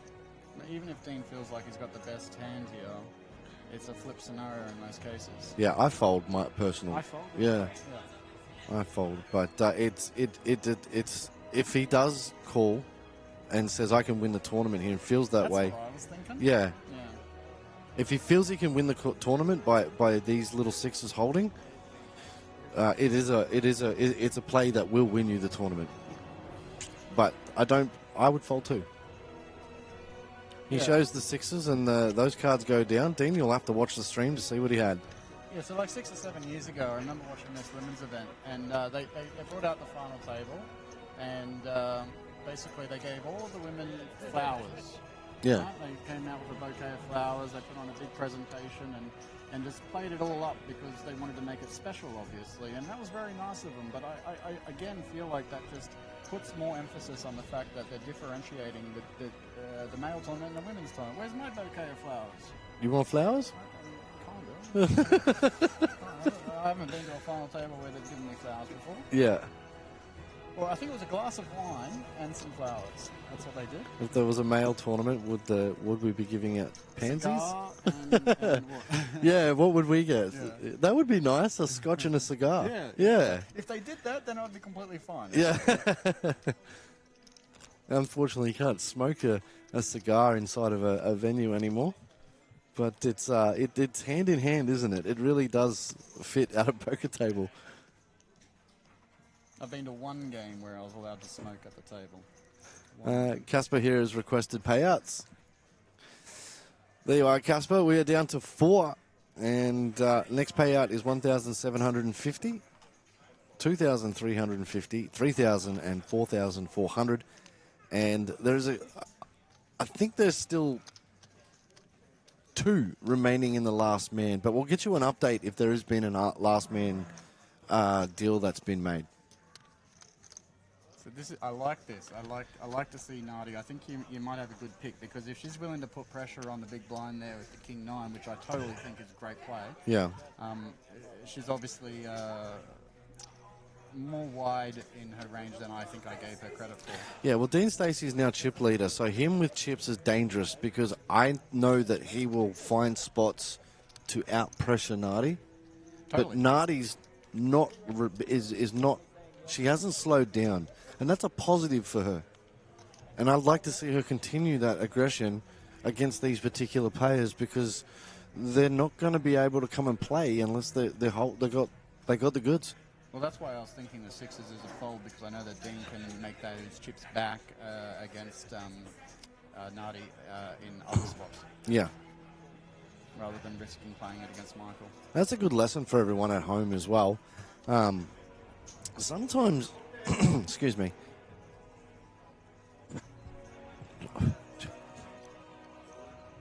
All right. Thank you for that, Lucy. We'll just check that.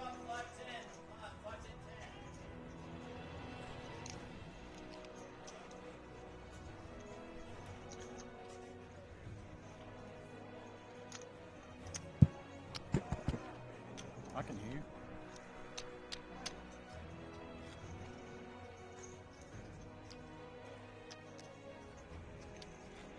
Look, we'll just go back to our regular commentary as I just test this, Dan. Yep. Testing. Can you hear me? Is your microphone working? Isn't my microphone not working? 1, 2. Check 1, 2.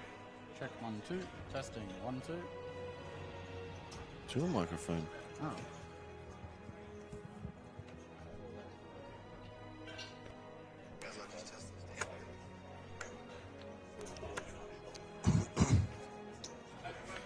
Check 1, 2.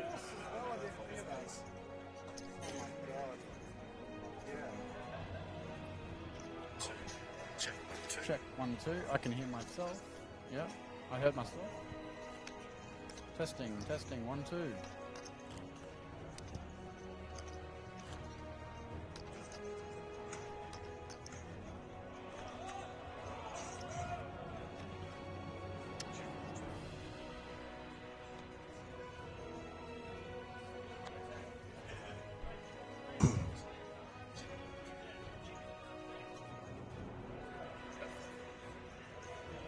Yeah, I think you're back there. Okay, I'm back.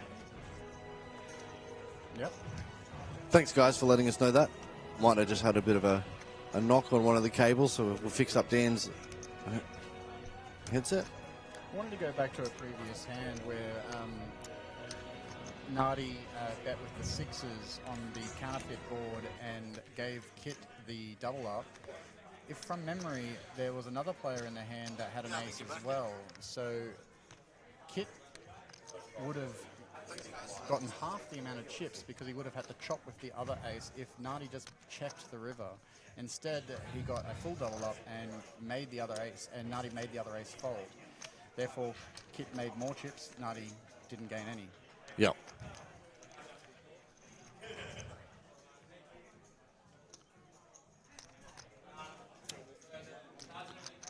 Yeah, she's playing back at him. Yeah, that's what we'd like to see, Dan. Yeah, good stuff. Very good.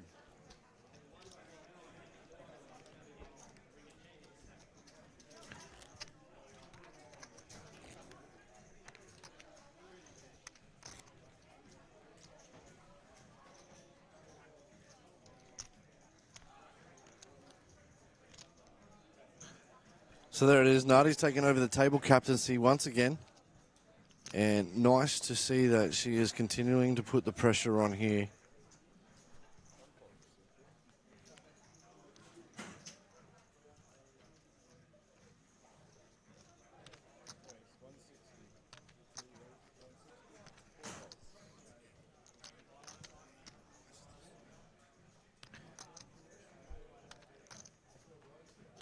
Just calls here.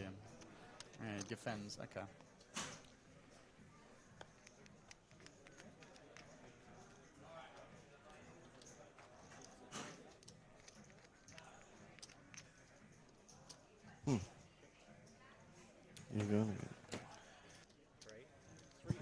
All right, guys, we're just going to turn up the table microphone here as we're going to go down to the table. Dan and I are just going to step away momentarily as we fix up this audio issues, but we'll be right back with you guys. Stay tuned. I couldn't hear you. You can't hear my voice? No. How about now? I hear your voice now, but I couldn't before. Yeah, interesting.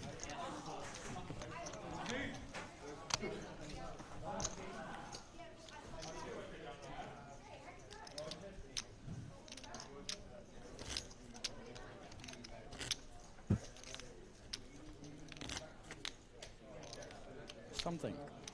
Hello, testing. Testing, testing.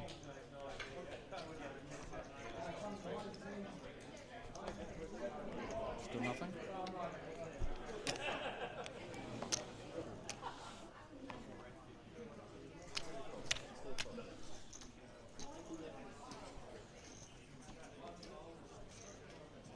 Oh, your voice is coming through now.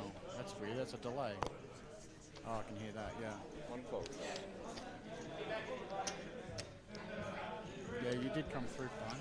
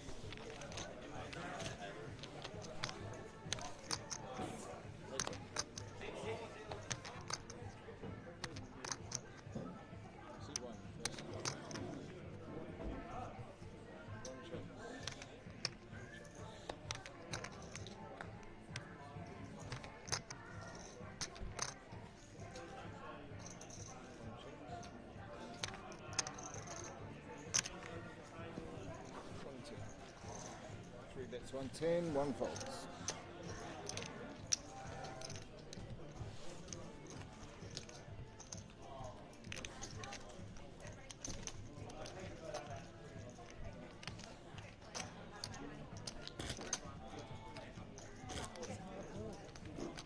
It's hard work. Sure is.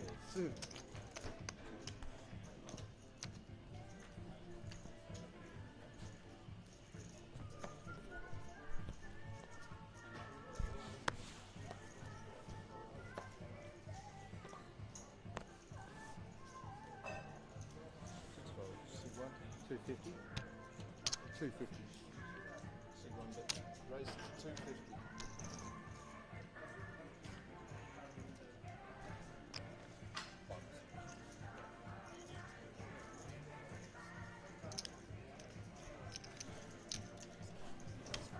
Three folds, 4 folds.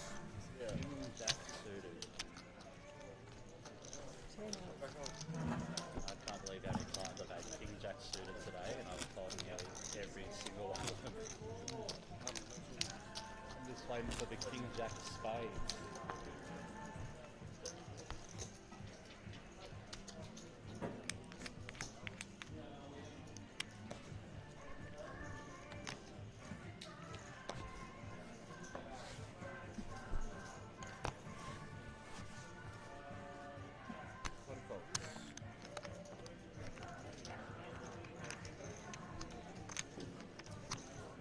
Raise to 160. 4 folds.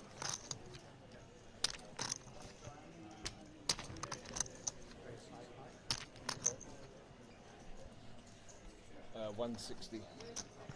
And then 4 folds. Finals. Yeah.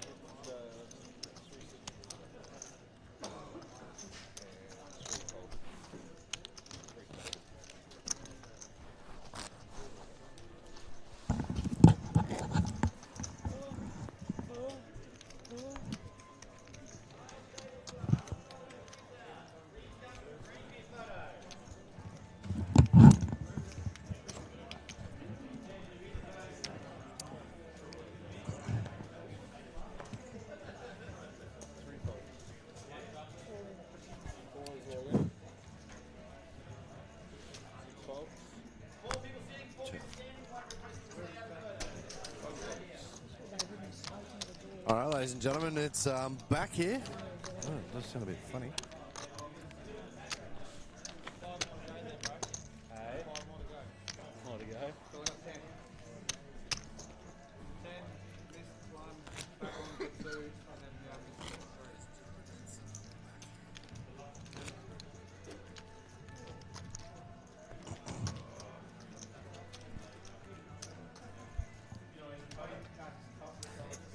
Dan, unfortunately, has left us, ladies and gentlemen, so it's just going to be myself for a little bit. We're just going to stay down on the table whilst we continue fixing everything here, as it seems that Nardi Dance is still in the chip lead, followed by Dean Stacy, Michael Bonnett, and Kit. 3 check.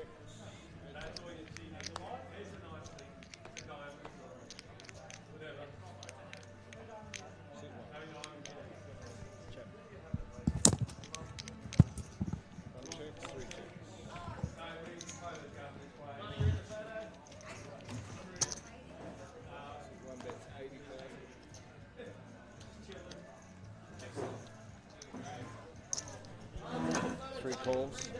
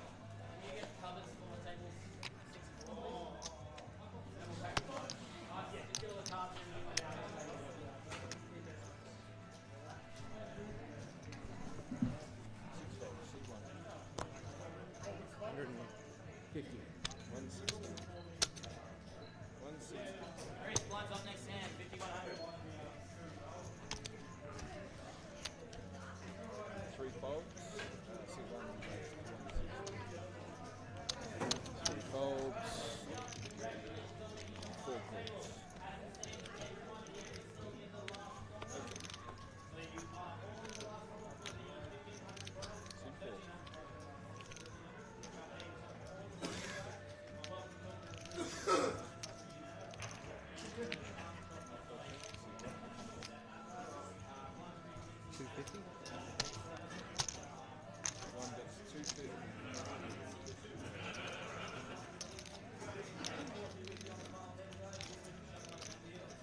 Four folks.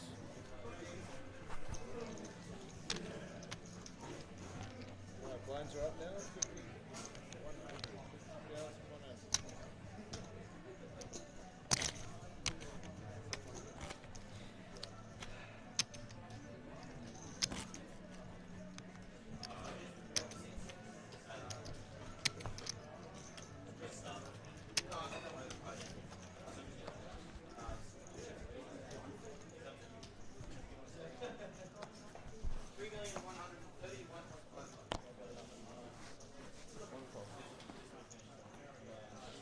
100,100. Race to 250. 250. 4 ounces all in.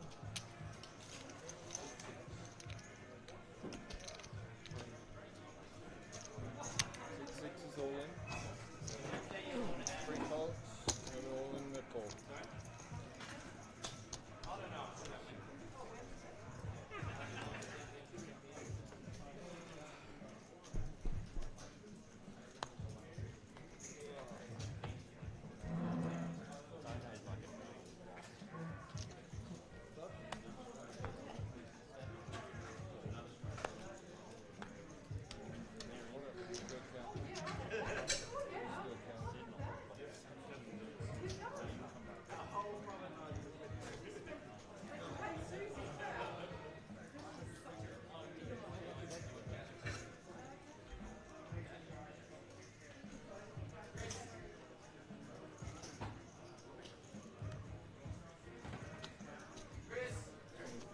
$30. I reckon she's covered you by quite a bit, bro.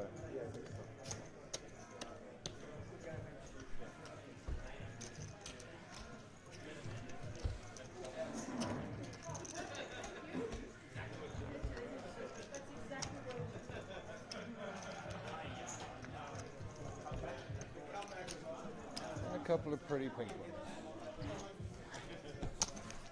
Open!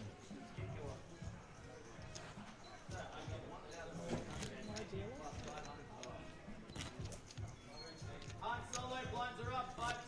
Han, 5-10-10.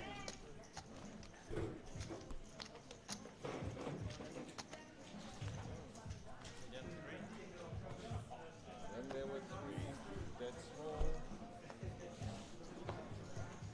3 folds, simple folds.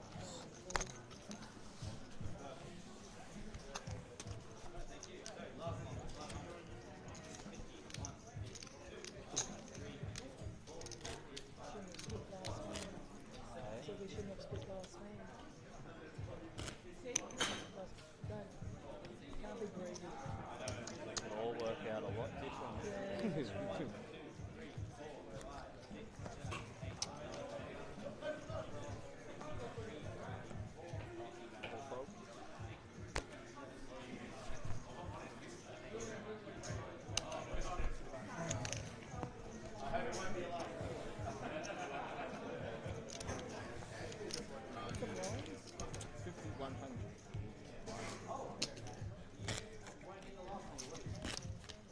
No.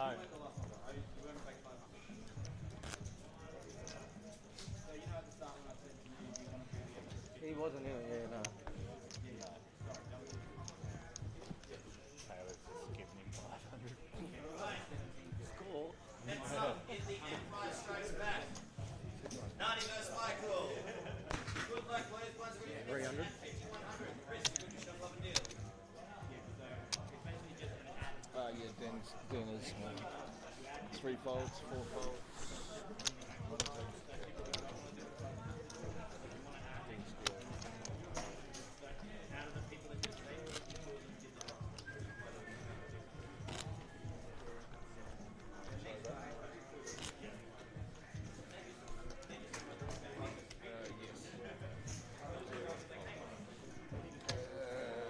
No, no body out. It's just fold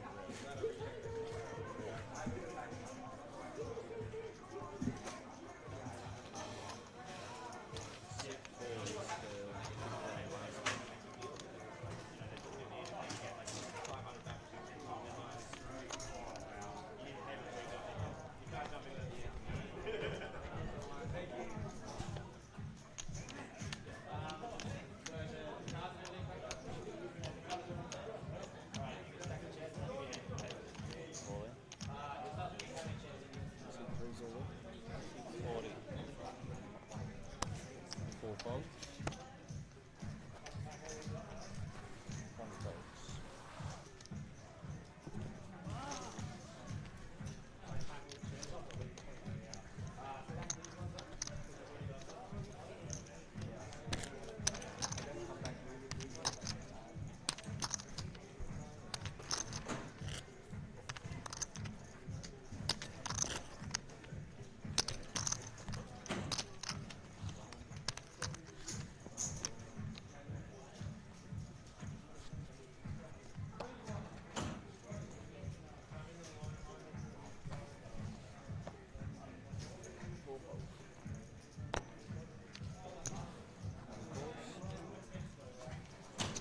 Three checks.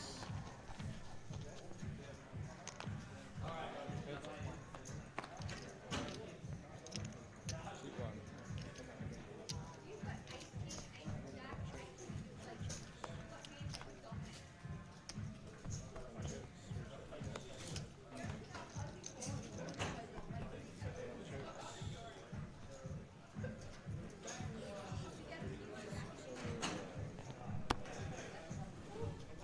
Oh, they're on the route up.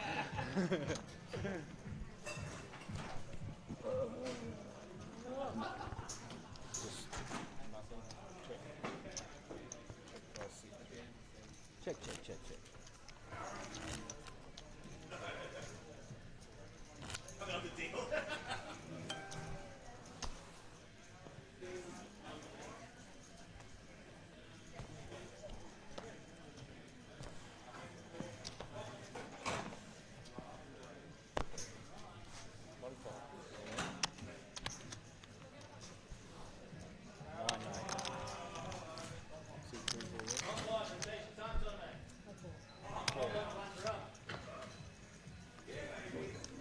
Oh, where I run into it.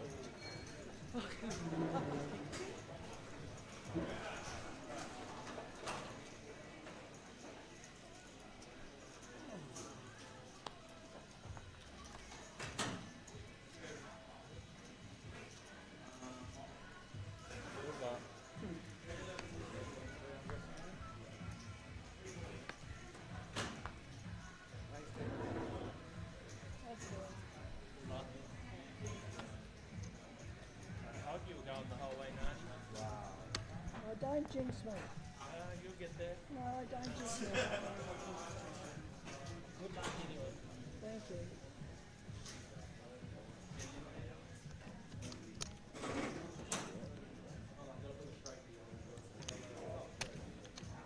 Is that what you want to do?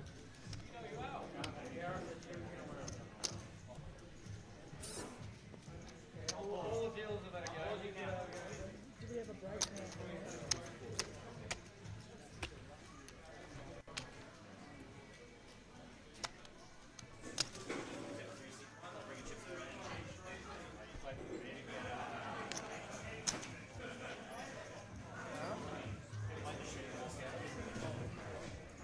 I haven't talked about chop. I'm not doing no chop.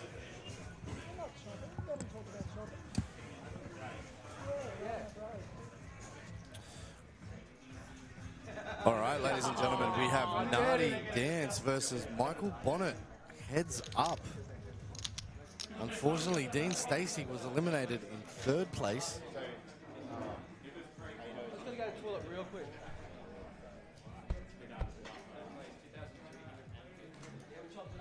Oh, this one's easy. Yeah. We're just going to get these guys moved into position. And they're going to have a quick 5-minute break, and they'll be coming back to Yes. watch the heads up.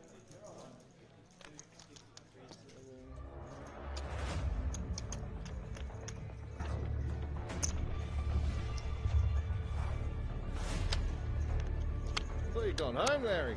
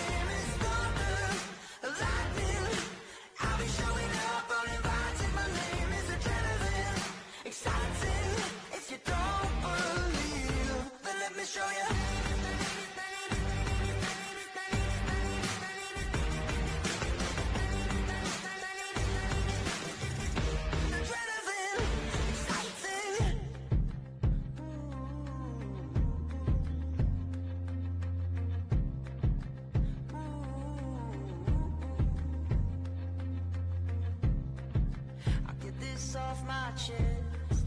I'm gonna be the best. I'm gonna change the world.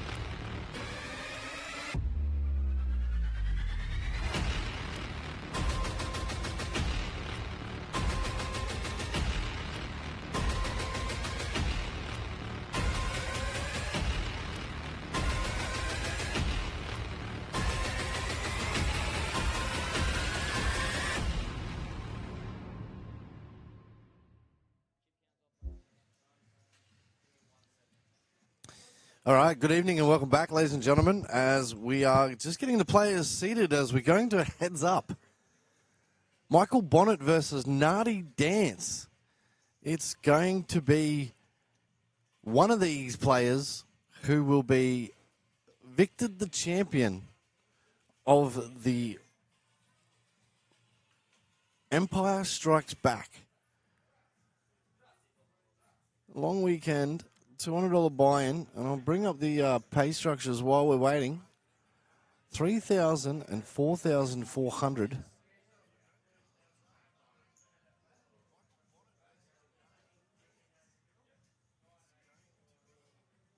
Not bad payday for a day's work.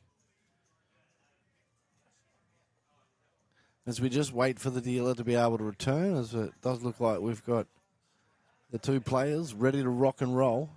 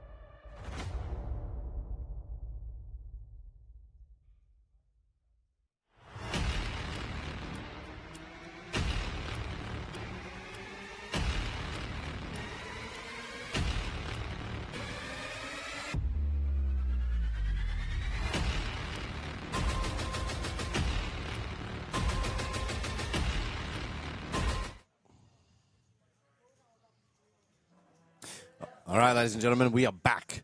And here it is. This is the heads up. Nardi Dance versus Michael Bonnett as we go to the very first hand here of the heads-up action. Nardi is in the small blind, and Michael's in on the big blind. Raises the first hand, and she's been pretty aggressive here. So hopefully she continues on her ways. She's 2-1 on Michael within the chip stack. Just want to welcome everybody back to our broadcast here as we are down to the heads up here of the Empire Strikes Back. $10,000 guarantee.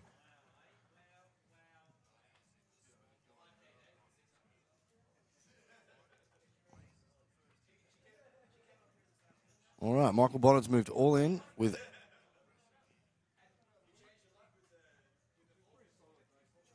Sorry, Nardi's moved all in with the ace-queen. As we keep getting the hands here. Got a bit of support for Nardi. Tash Cook in the chat. Go Nardi Dance. Lucy. Go Nardi Dance. Samara. Looks like we've got the daughter watching from home. How are you, Samara? And Edie. Go girl. All the ladies in the chat. Let's go. Let's see how this one turns out.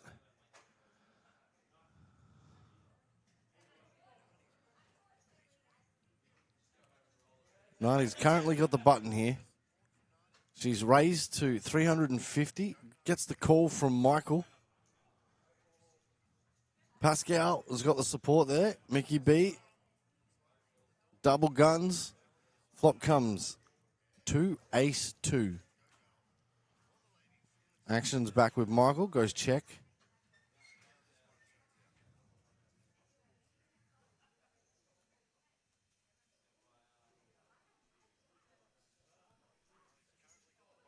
Well, thank you for that, Lucy. Nardi is Samara's mum, and Nardi is my sister. Got the fan bam watching Nardi. Here's our multi-weight cams for everybody, as we can see a little bit of the table action, the flop, and the players. Hopefully get a little bit of clarity on Nardi. She's a little bit out of focus at the moment, but we'll fix that up momentarily.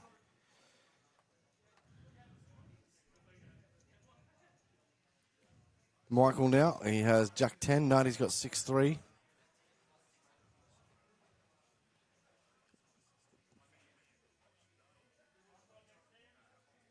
Ace 7-6, Nardi's in front, she might not know it, it is bottom pair.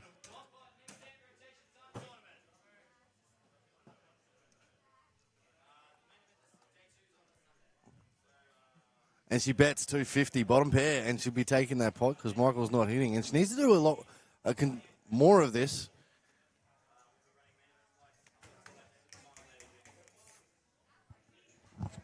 Lance.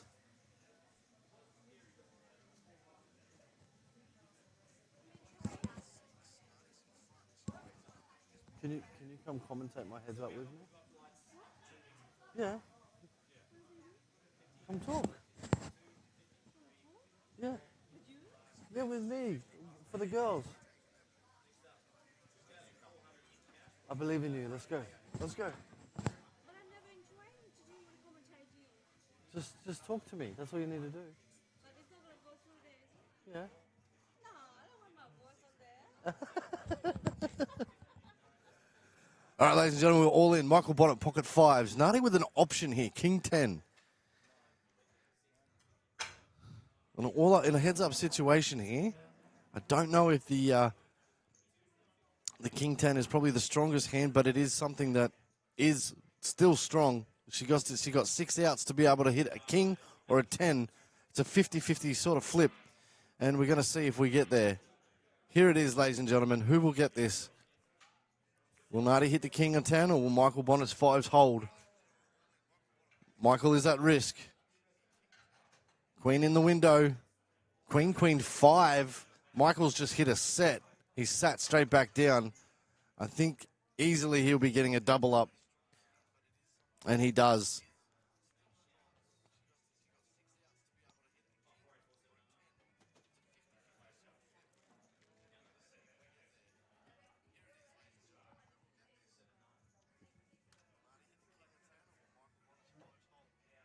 That's the first double up of the game.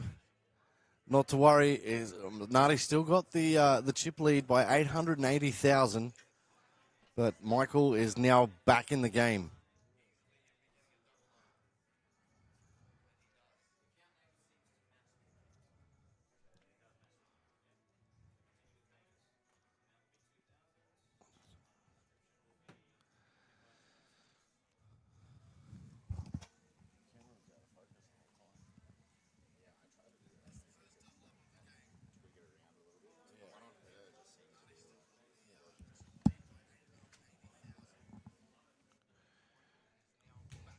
All right, let's see what this one brings. Michael's on the small blind.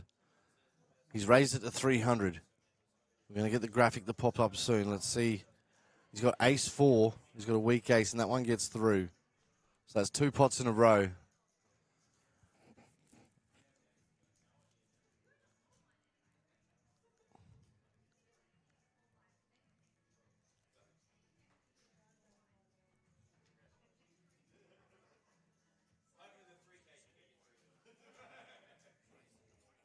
My apologies, everyone watching at home, for the pixelated image that we're just experiencing here at the moment on Nardi.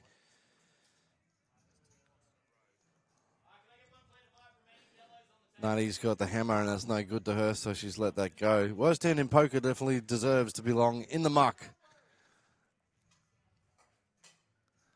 As we go into the next hand. 2 players remain, 94 entries. And this is what's up top, ladies and gentlemen. 4,400 or 3,000. Not too sure if any of these two are in the last longer.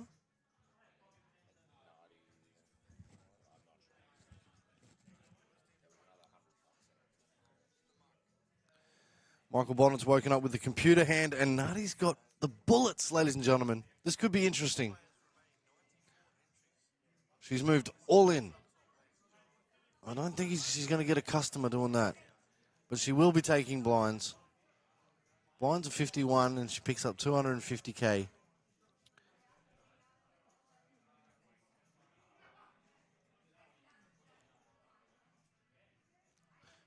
I do like the pressure that she is putting on there, but she might have had a hand. If he, I would have liked to see a min click, as in raise to 200,000, and see if she can get a customer. She might have won the tournament there and then, but let's see. It's not over. Nardi with Queen 10. The very next hand.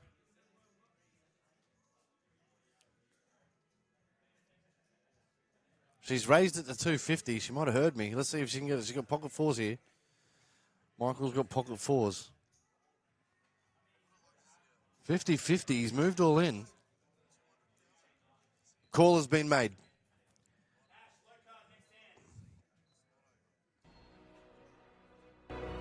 Let's go to a flop. Nardi's got 6 cards that can win her the tournament here. 8 in the window. She's hit the 10, ladies and gentlemen. She's in front. Michael needs a 4 and a 4 only. Nah, the 4 is now not going to hurt. That's the chance. Nardi's got a full house on the river. Ladies and gentlemen, there it is.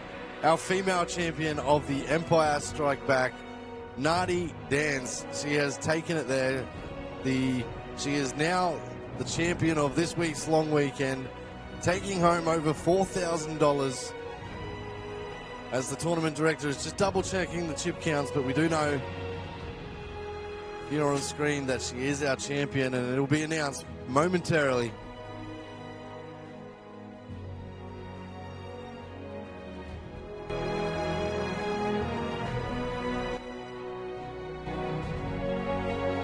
There it is. She's one happy lady.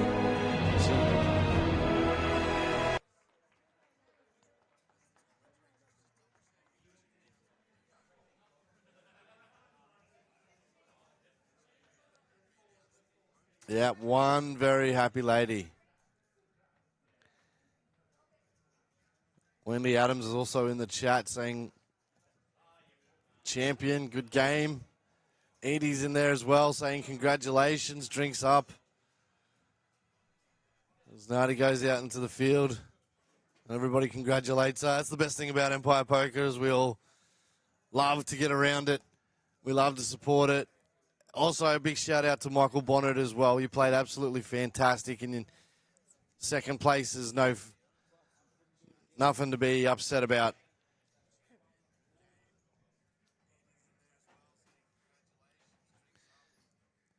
And got to be very happy with that.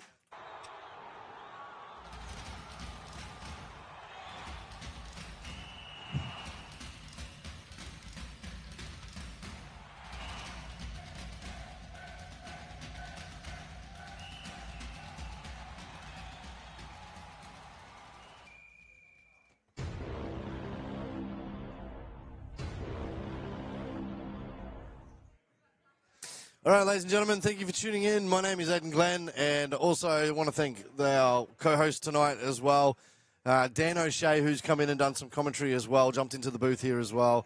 It's been an absolutely fantastic long weekend. The numbers have been absolutely incredible with 97s, and we were overflowing and short-staffed in our 250 Zeus, also known as the Obi-Wan Kenobi. That's going to be back on next weekend. If you are in Brisbane, we've got $80,000 of guaranteed prize pools, and we've only just kicked the month off. It's an absolutely fantastic place to play. Please check out our schedules. Go to www.empirepoker.com.au or see us on Facebook. Facebook will have the most relevant, up-to-date information that you will all need. It's been absolutely fantastic commentating this final table with you. My name is Aidan Glenn, and I hope all the cards fall your way. Take care. Goodbye.